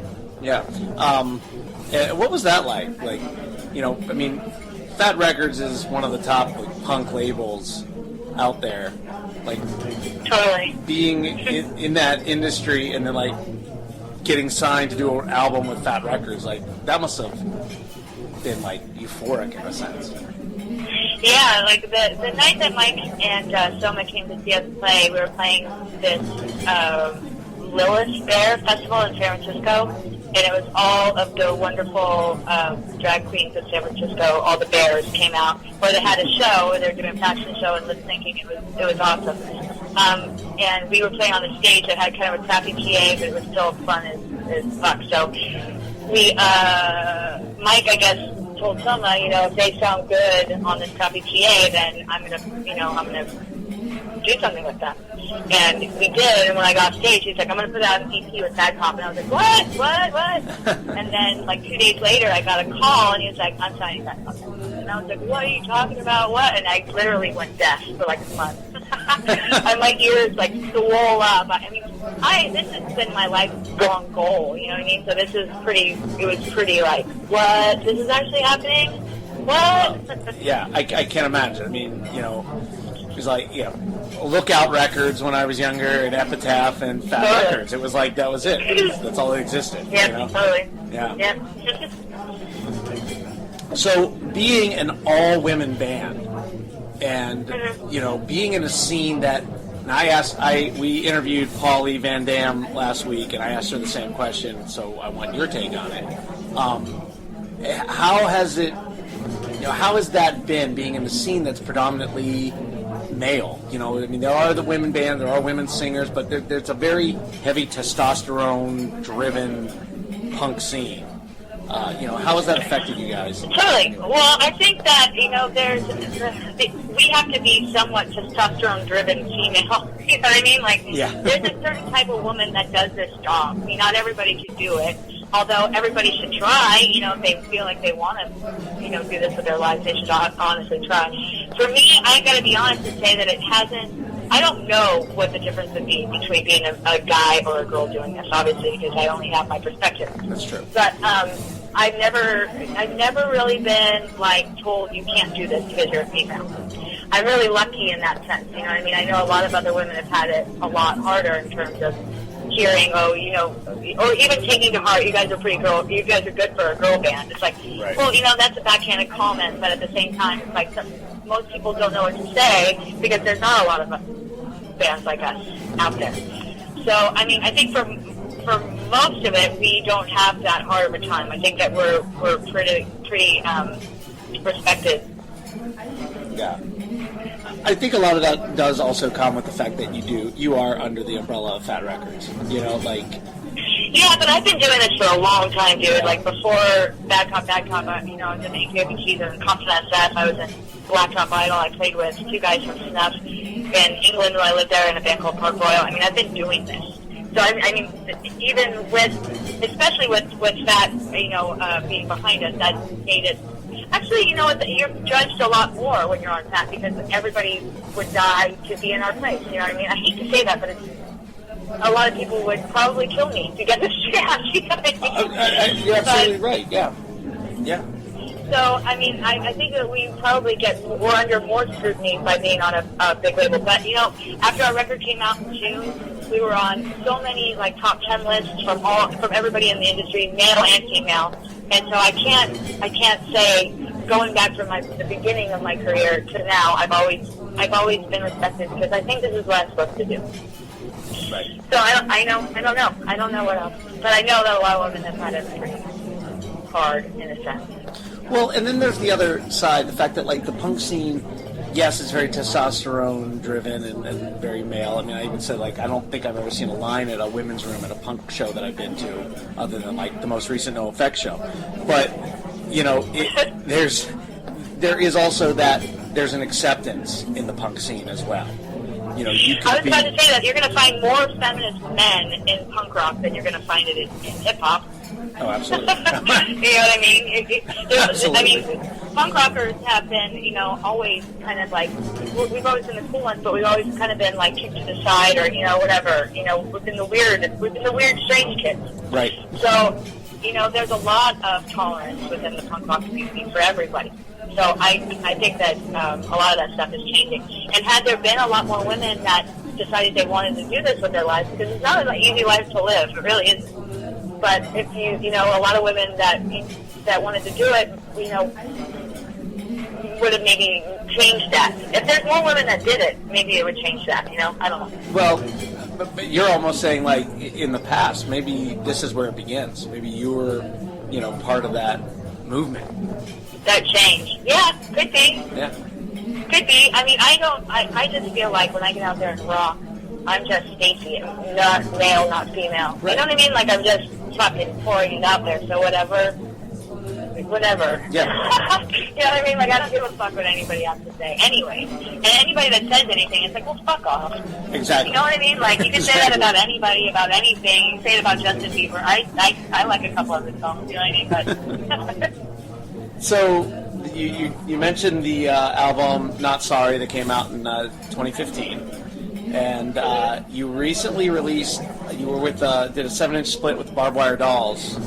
Yeah. And so is that like, you know, are we in the midst of another Bad Cop full-length album? Records? Yeah, actually, we have some things lined up. We're leaving on tour in a few weeks, and then when we come back, we've got a little bit of time off, and we're going to be writing, and finishing up a lot of the stuff that we started working on. And then hopefully by the end of the year is when we're going to get back into the studio to start making the second record.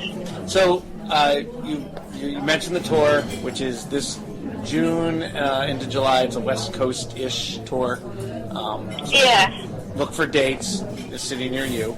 Most of you guys are like playing the show almost every day in June. Yeah. But when you're on tour, what are some of the like touring foods that you guys like to eat? Or you in particular, actually, since I'm interviewing you. Sure. Well, we kind of all eat the same stuff. We eat what's available and cheap and what is free most of the time. But so since I got off of like drugs and alcohol, when I get off stage, I want to eat a sandwich. Then most of the time when we have catering, there's usually like hummus and spinach and cheese and bread, and I just make myself a sandwich real quick. But that's in Europe mostly. Yeah. The U.S. doesn't really feed you. But I guess we eat a lot of, when we're at home, we eat a lot of burritos. You know what I mean? Yeah. We try different burritos in different places. I drink a shit ton of coffee, so I like to try coffee wherever I go. What else? We eat whatever. We really do. We really do. Is there a particular like city that you guys have been to a couple of times and you've eaten somewhere and you're like, oh my god, when we go back there, I gotta have that again? Well, yeah, here's something. Like we were just in Europe and we were in Belgium and we played Rose Rock, that festival. Right. And it was amazing. And then afterwards, like, I hadn't eaten beef, like, gotten a piece of steak and eaten it on my own in 15 years. And after we played that show, they were serving, really awesome steak. And I was like, I'm eating that. And then right afterwards, and a couple days later, we played in Würzburg, Germany. And our friend Sasha owns this place called the Rock and Roll Bar. And they make burgers that are out of fucking control. And we will always eat a burger or wait to have a real good burger until we get to Würzburg because it's amazing. And this is the second time we've been there, and this is the first time I had a burger, and it had a fried egg on it, and melted cheese, and it was just delicious, and it was huge, and I ate about 3/4 of it. And that was the first burger I had in 15 years. You know what? I just ate, and you're making me hungry. So that's. I'm hungry now, like talking about it. Like, oh my god. So when you are back home, do you cook at all? I'm trying to. Like, Jenny used to make fun of me and say that I only ate yellow foods, and that was like scrambled eggs and macaroni and cheese. And it's true. Like, if I couldn't microwave it, like I wasn't eating that day. So now that I'm not on drugs anymore, I want to eat. So like, my boyfriend just moved in, and we're trying to like juice and do things like that. But like right now, I think he's upstairs making polenta. That's yellow. I made matzo ball soup. It's another yellow. I made matzo ball soup, which is also yellow. Oh my god, I haven't moved on. I'm eating a lot of, like, since we got back from Europe, I'm eating a lot of, like, French baguette with cheese still and hummus. Like, I still think that's a pretty solid thing to eat. But, like, I can make, like, turkey meatloaf, and I make pasta really well. It's a pasta maker. And I like Brussels sprouts on anything. Anything. Yeah? I love Brussels sprouts. That's my favorite vegetable. How do you like them? Like I mean, I've never really had them other than like since starting Punk Rock Foodies. There's been some people that have posted like roasted Brussels sprouts, and so I was like, okay, that looks appetizing. I'm gonna try it, and I've done it. That's kind of the I've never had it.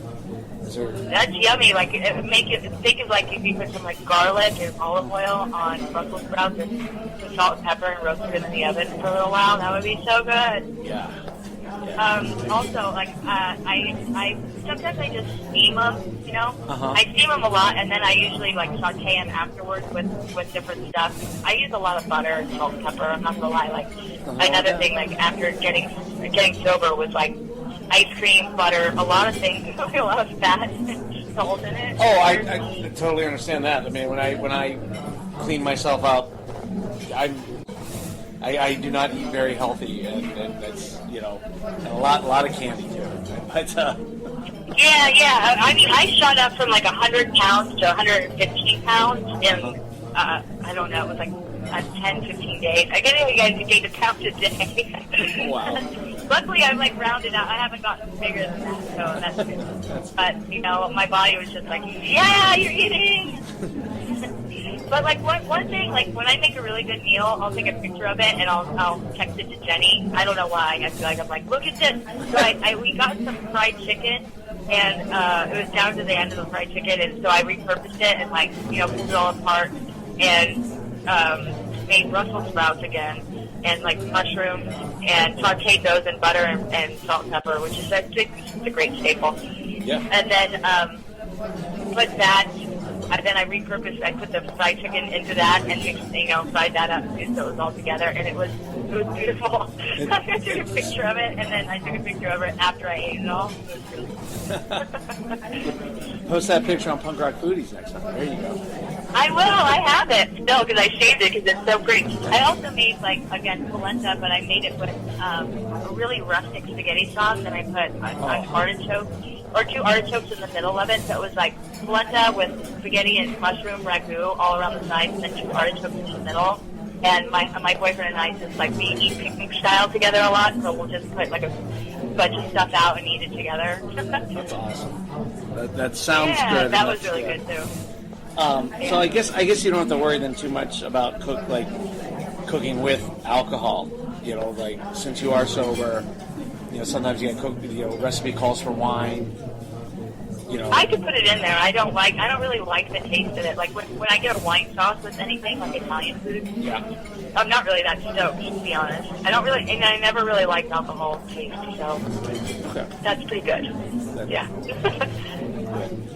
Okay, so you mentioned the tour coming up in June, July. California, Oregon, some Arizona. Like I said, if you're in the area, Seattle, Denver. Yeah. There's an Idaho show. Yeah. So get on Bad Cop on Facebook. There's a whole list of the shows. But you guys are also going to be playing the Riot Fest. Yeah, we just got that. That's fucking killer, right? That is really awesome. Are you doing both Denver and Chicago, or just Chicago? I think we're just doing Chicago, yeah. Chicago's a great town. I love that town.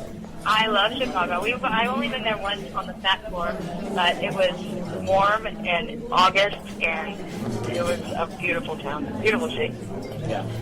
Is there anything else going on with Bad Cop? We said new album coming soon in the future here. We've got, writing new songs. We've got this tour June, July, and then we come home and we're doing some work with the Rock and Roll Camp for Girls here in Los Angeles. Oh, cool. And then, which is great. Yeah, it's a really great organization that helps, kids get into learning about, like, songwriting, being in a band. They get to, like, go and form little groups together, write songs, play guitar, play drum. They play all their different stuff. They perform all the time, and they have, like, a concert at lunch. And it ranges from $0 to $300. I mean, so it's on a sliding scale on what you can afford.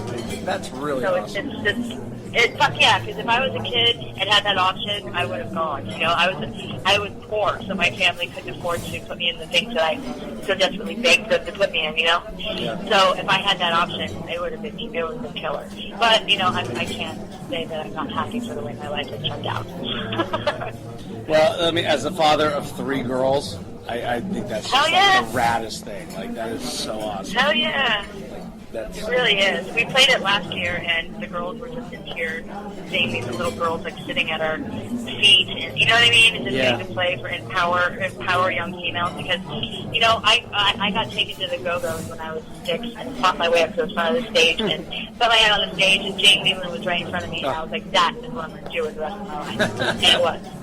All right, well, that's... So what else? And then we're going to do Riot Fest and probably a week in the Midwest around that, and then in October we're going to be heading out to Fest in Florida, and then maybe some other stuff that we're still waiting on the full details. You got to make your way up to, like, the Washington, D.C. area. I know. So what we're trying to do for Fest is to fly out to the East Coast and then tour down to Florida. So try to do all of the East Coast down to Florida. Awesome. Well, I'll be there. Yay! Cool. Well, that's so great. Thank you so much for doing an interview with us. Sure. We're gonna play us off here with one of my favorite Bad Cop songs. I don't know, maybe it's because I'm the asshole in charge of Punk Rock Foodies, but this is Asshole off of Boss Lady on Fat Records. Bad Cop, Punk Rock Foodies Radio. Thank you, Stacey. Thank you. Well, I see you got yourself a little haircut. You look like an asshole, at least to me. Good to see that you've been flying your 2 colors. Yo, this is Skate Rap Betty, and you're listening to the best of Punk Rock Foodies Radio in 2016.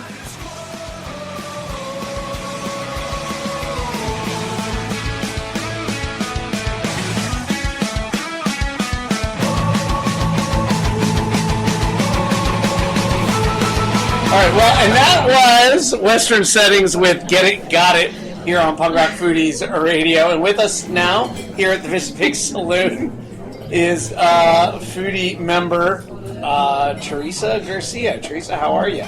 Great. How are you? I'm good. So we had some conversation during the song, and that's why we're kind of giggly. And also the beers. Lots of beer. That helps. So you may have seen some of Teresa's posts. She's an avid member and participates. I'm quite the chef, actually. Let's talk about that. Where does your cooking experience come from? Well, growing up, my father used to always cook. I grew up in a Mexican home in Texas, where I was always surrounded by a lot of Mexican home-style cooking, enchiladas, tamales, menudo, rice, beans, you have it. So I just picked up a lot of things just hanging out in the kitchen with my mom and my dad. When I was a lot younger, growing up, They used to have actually like a gourmet club. I don't really know if that was like just for adults to get drunk and send the kids down in the basement. Of course but it was. it probably was, but they would cook some like really awesome things. Like I remember seeing my mom cooking like stuffed poblano peppers. I used to see them do like roasted artichokes, but we were never able to try them because we were in the basement with a babysitter or something. But I do have those memories, and that's something that definitely sparked my interest in cooking. You should talk to your dad and ask about the club and find out if that really was what it was, because I'm sure it was. I'm sure it was. What? They don't know that we know that they know we know. Right? Yeah. No, I mean, I know what it was. Yeah. It was the combo of the two. It really was. Was it? So, recently, you posted a photo of food, which is what we encourage on the site, is to post your photo of the food. Right. But this was... I did use my layout, collage app. Yes! Collage Milo goes to app. collage. That was great. And it was a foil packet meal. Explain the foil packet to some of our to our listener. Well, essentially, I just took some foil and put my food in there and what I wanted to cook, and it wrapped it up and then stuck it in the oven because I wanted it to just really mimic the sense of a boil as I wanted it. Uh-huh. Yep, that's what I wanted. I don't know. And you caught some shit for that? Huh? And you caught some shit for that? Caught some shit? Yeah, on the page. The follower, my number one fan, she wanted to know how I cooked my meal in the foil packet. Well, in my comment, I told her, when I posted, I said, my new favorite way of cooking in a foil packet, or baked foil packet, whatever. Right. So then she commented, she's like, OMG, how did you do this? Like, I really want to try it. I'm like, well, I took foil and then I put all the food in there, wrapped it up, and baked it in the oven. She comments back saying, it looks like you baked it in a couple different things. And I'm like, well, I just put it on top of a pan, my foil pocket, and stuck it in the oven. I'm looking it up right now. It seems to me that her. She says, what is this cooked in? Well, it looks like aluminum foil to me. Yeah, you know what? The one thing I've noticed about the internet, especially the Facebook, people don't read shit. Like I personally, I don't read shit. I read the headline of an article, and that's it. And I think it's great. And I'll share it. Let's scroll up and look at my picture. Was that not a visual for you? Let me see. Okay, there's foil and then there's shit in the foil, and then the shit that was in the foil is now in a bowl. Pretty simple. Yeah. I think it's self-explanatory. You don't even need to read. I believe so. And then even I think if I was searching for a recipe, I could even look at these visuals and be like, hey, I can make this just by looking at this picture. You're right. Well, yeah. But we're in America. Yeah. People don't... I'm sorry, I'm a school teacher, and I apologize for... Are you making me look bad? For the people? No, not you. It's not you. It's this idiot. And for bringing these people into the world. Yeah, that they have an education that is, well, I'm sorry, but no, it looks good and it's very simple. And if you don't, just go to the have fun and go to the search on Punk Rock Foodies and just type in the word foil. That's what I did, and it comes right up, and you can see the little stupid comments and. I didn't know you could do that. Oh my God, the search. I actually features. I know I've posted a few times, and I'm always actually wanting to look at them. This is honestly. great. This is a great conversation because a lot of people don't know this, including Brian. If you go to the search feature and you want to make something, say chicken, type in chicken. Every single mention of the word chicken will come up. That's awesome. And you can scroll through and you can see the pictures and maybe you come up with some recipe idea. Did you guys make it happen like that? No, Facebook did that for us. Just works that way. That's really cool. We just though. kind of got fucking lucky, I Yeah. guess. You know? That is really But so not only do you cook, but you used to be a server at a prominent restaurant in America. What is that? Made famous on Big Bang Theory by Weird Pennyworth. Oh, Lord. I'm not going to mention any names. Do your own research. But do you have any interesting stories of serving at said restaurant that might interest us? The first thing, maybe to give you a clue at what restaurant I used to work at, not to give away the name, but I would get customers that would come in and ask, "You just serve cheesecake?" As they were handed a huge book menu of over hundreds of different dishes. And I would have to smile at them and say, "No, we have food here too." 35 pages of cheesecake. We actually don't even cook the cheesecake in the restaurant. It's all packaged and frozen. Enjoy. Nice. Yeah, one of the worst things working in that industry was when the whole gluten-free fad came out. And our restaurant was known for giving away complimentary bread. You get a sourdough loaf and you get a like a pumpernickel sweet loaf. And customers would come in now that the gluten-free was all in, and they would ask for gluten-free salad, which was very difficult on servers because not only were all of our salads not always gluten-free, but a lot of like dressings have wheat in them, like just different things. They have gluten in them. I mean, a salad in general is gluten-free unless you put like bread or nuts. Well, you got to think about the dressing. the restaurants. Think about the yeah. restaurant. Yeah, they add crap ton of calories and other things like croutons and whatever, what have you. Well, so I would go through a whole list of things where they'd ask me, like, I need this to be gluten-free, and then, oh, is the dressing gluten-free? And I'm like, I'm not too sure. Let me go ask my kitchen manager. So I'd go run, like, all these marathons trying to figure out, make sure their whole meal is gluten-free. Get everything right, written down, and at the end, I'm like, okay, so I read back their meal to them. And then at the end, they're like, oh, but can we get the bread? It's so good here. Like, that's why we come here. Oh, what a bunch of fucking assholes! Like, what? Oh my god! You need a gluten-free meal, but you're going to eat a whole loaf of gluten? Okay, you don't know what you're talking about. Oh my god! You made me. It's like my aunt. And if you're listening, Lynn, yes, you're an asshole.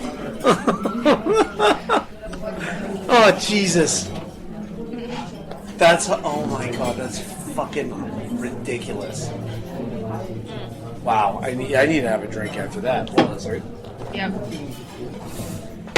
Oh my god, that's like, I mean, it's just right up there. Like when I used to work at Arby's in the drive-thru, and I'd get like the, can I get the, the giant sandwich with extra ranch, and can I get the curly fries, the big curly fries with the cheese, and a Diet Coke, please. Ugh. Like, what the fuck? What? Like, Come on, drink a Coke if you're going to drink soda. Sugar. At least you're not getting you're not getting like all the weird aspartame chemicals and stuff. Well, they get enough chemicals with I mean, the other shit, they I do, guess, but whatever. I mean, that's fucking ridiculous. Wow. So, when I used to work in the restaurant business, and we would, including Arby's, we would toy with the recipes for our own desires. Was there anything that like the cooks would make specific for employees that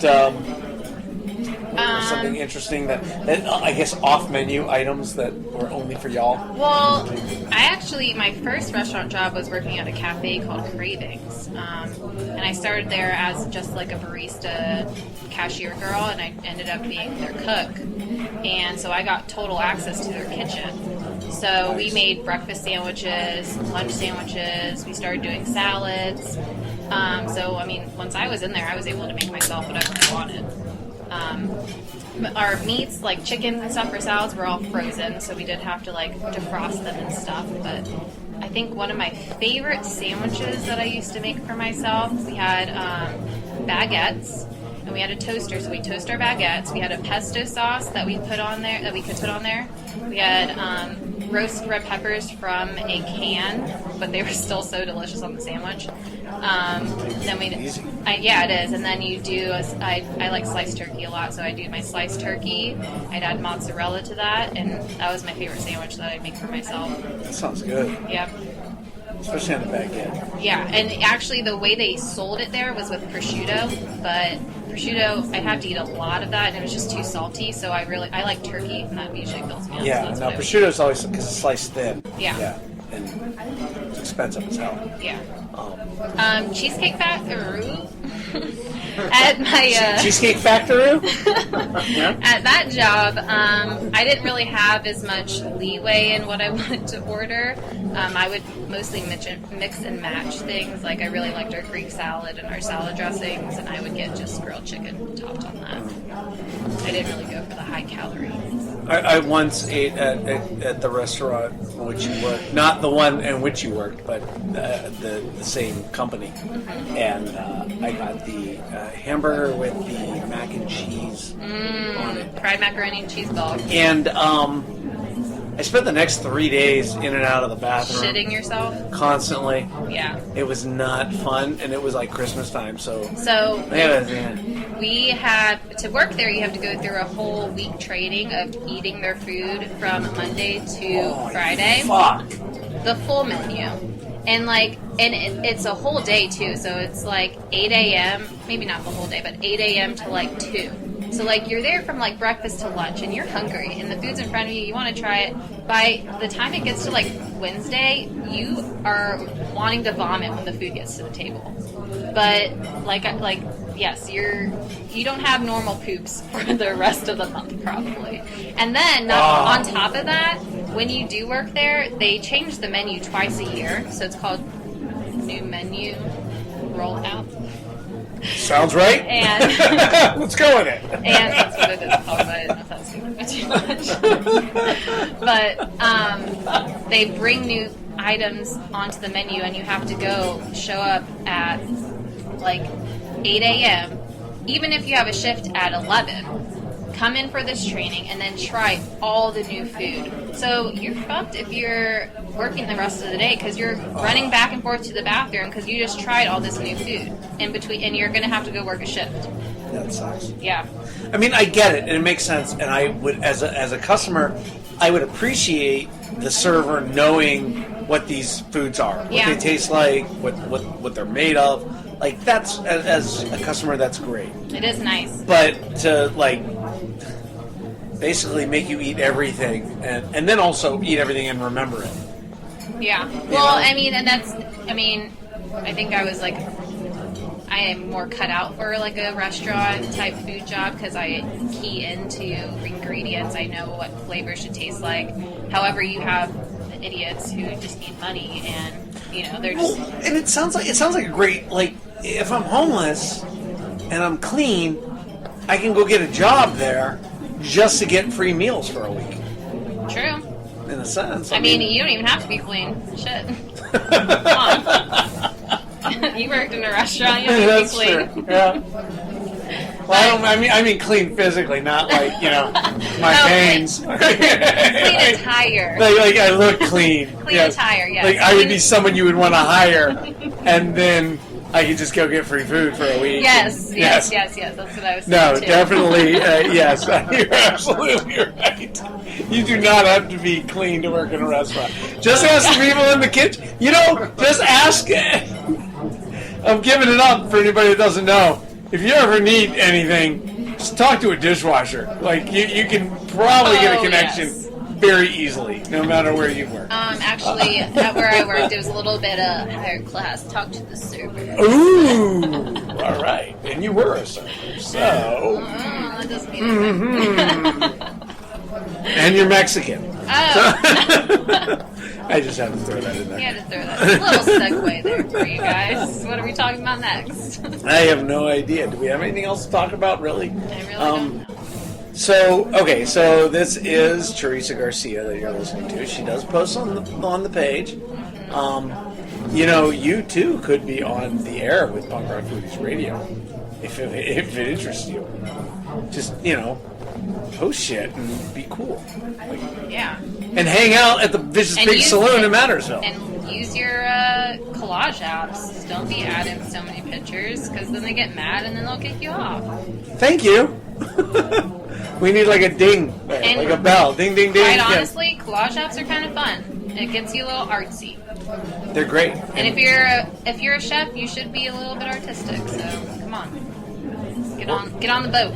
Or autistic. Or autistic, yeah. Whatever. So, yeah, exactly. The collage app is the way to go.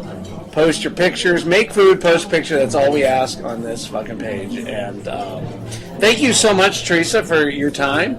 It's been a pleasure. I know that you've got some drinks waiting over at your table there, down there at the in the restaurant area here at the Vicious Pig Saloon. Oh, yes. In downtown Mattersville. Oh yeah.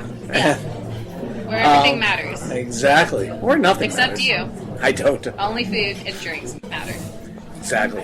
And I didn't mean you. I meant like the listeners. They don't matter. None of this matters. It doesn't matter. None of it matters. So let's listen to some music. Thank you so much for joining us up here in the booth.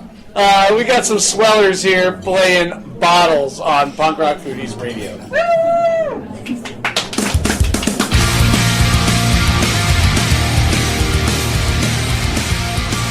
Hey, this is Brian Reinhardt, and you're listening to Punk Rock Foodies Radio on YouTube, because that's how we do it.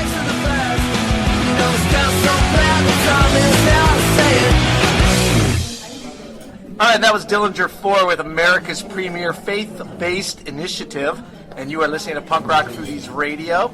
On the phone with us now is 1 Week Records recording star, Walt Hamburger. How you doing, Walt?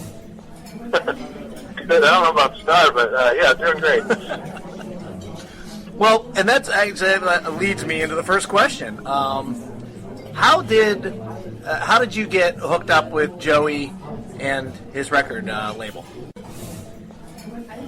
So it was kind of I've never actually submitted anything I've done in the past 18 years to a record label. I'm just not good at the anxiety of potential rejection or anything. So it was luck. I just happened to open a show for him in Green Bay, Wisconsin, and we kind of were talking before the show. I was excited to meet him and everything.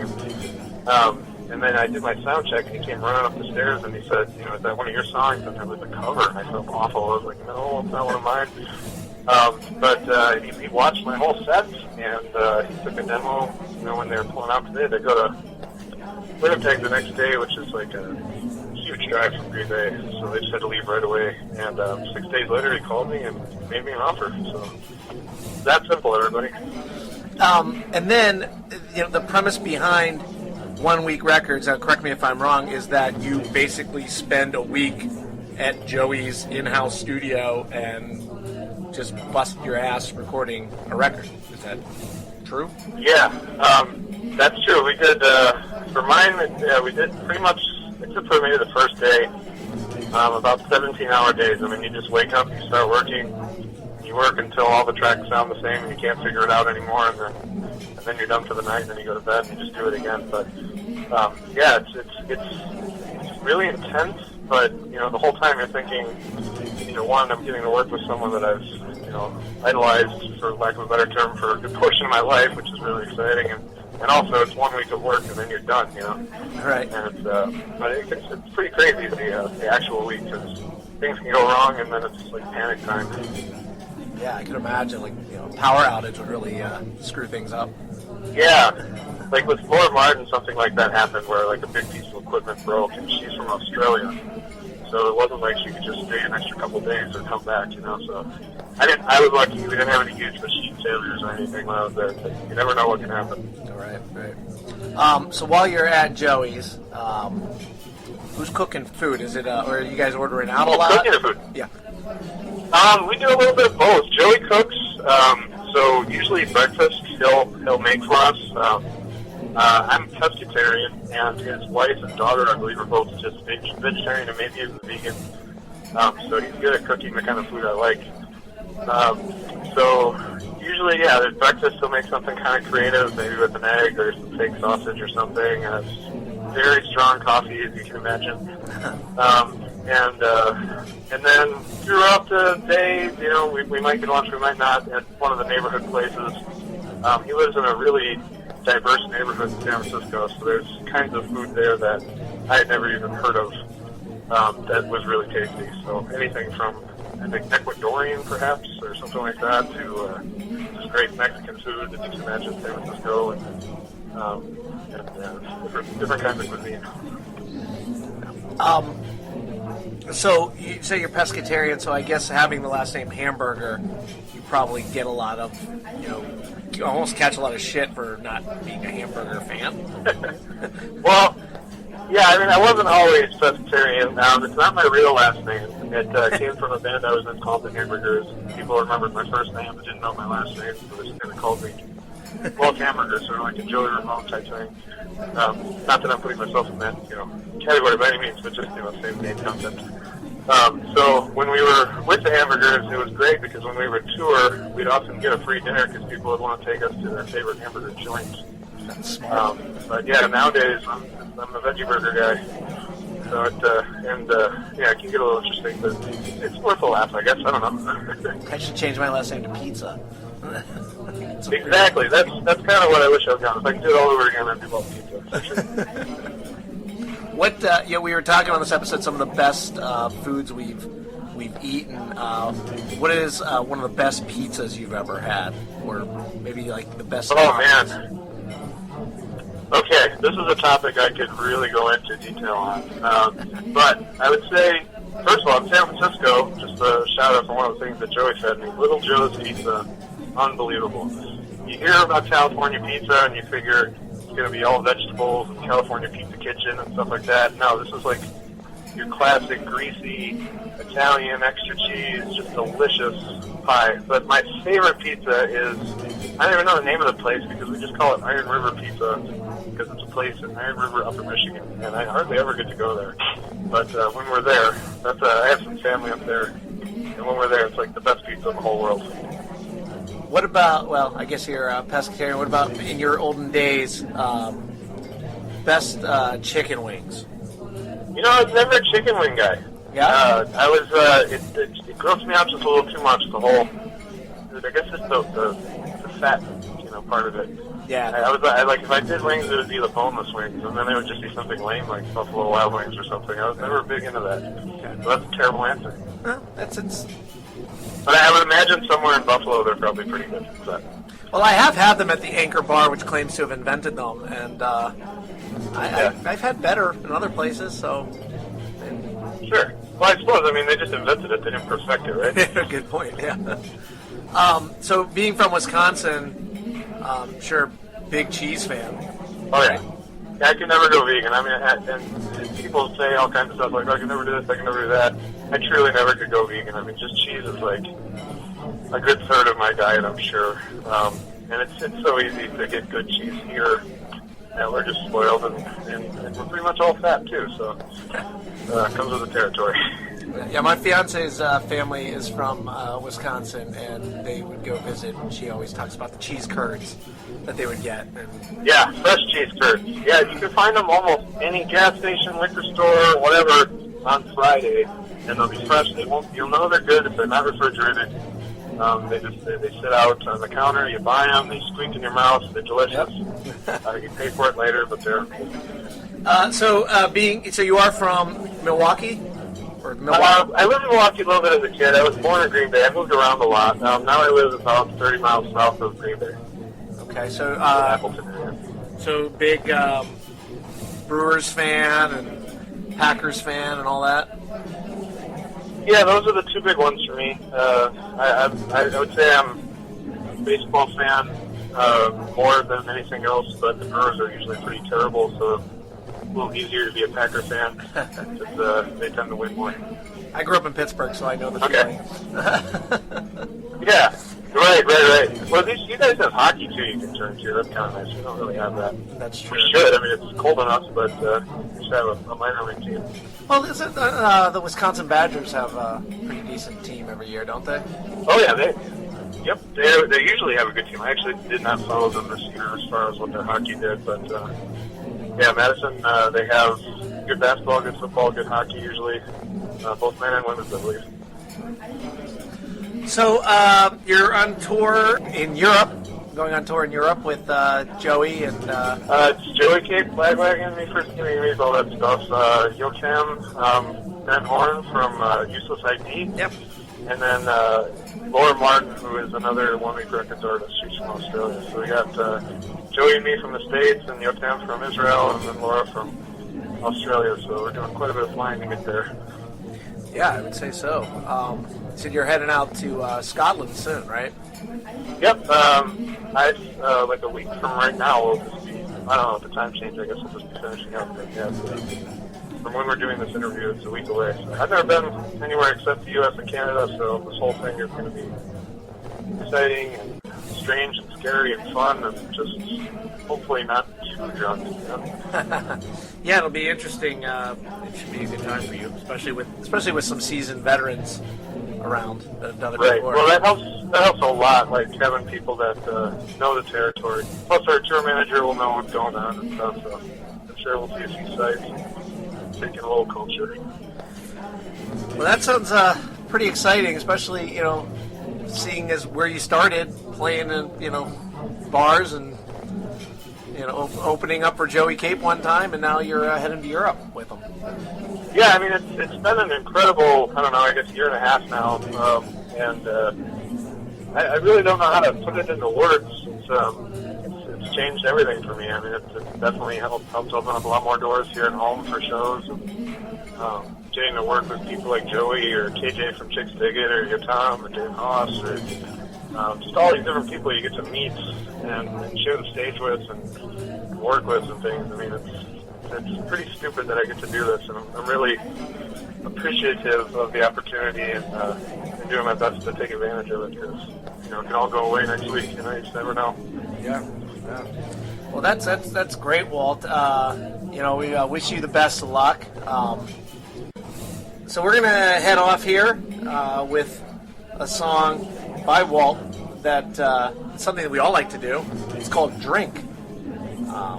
Here on Punk Rock Foodies Radio, and check him out, One Week Records, oneweekrecords.com. If you see him coming through your city, check him out. So thanks, Walt. Cool. Thanks for having me.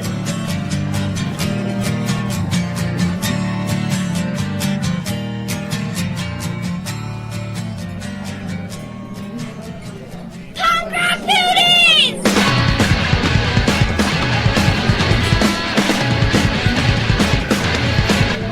I'd like to thank Steve, Brian, and Skate Rat. I'd like to thank Ray, Carlisle, Brad Hughes, Jaime Kalacas, Chuck Reid, Dan Vapid, Branden, Lopez, Stacey D, Teresa Garcia, and Walt Hamburger. Please check out all their music, their posts on Punk Rock Foodies. Check out Burning Road Studios for all your video and graphic needs. Check out Betty Gear. And come on over to Punk Rock Foodies on Facebook. Real simple. Make food, post a pic. We're almost at 5,000 members. So, come join. Happy New Year, everybody. Bone-Ape-Tit.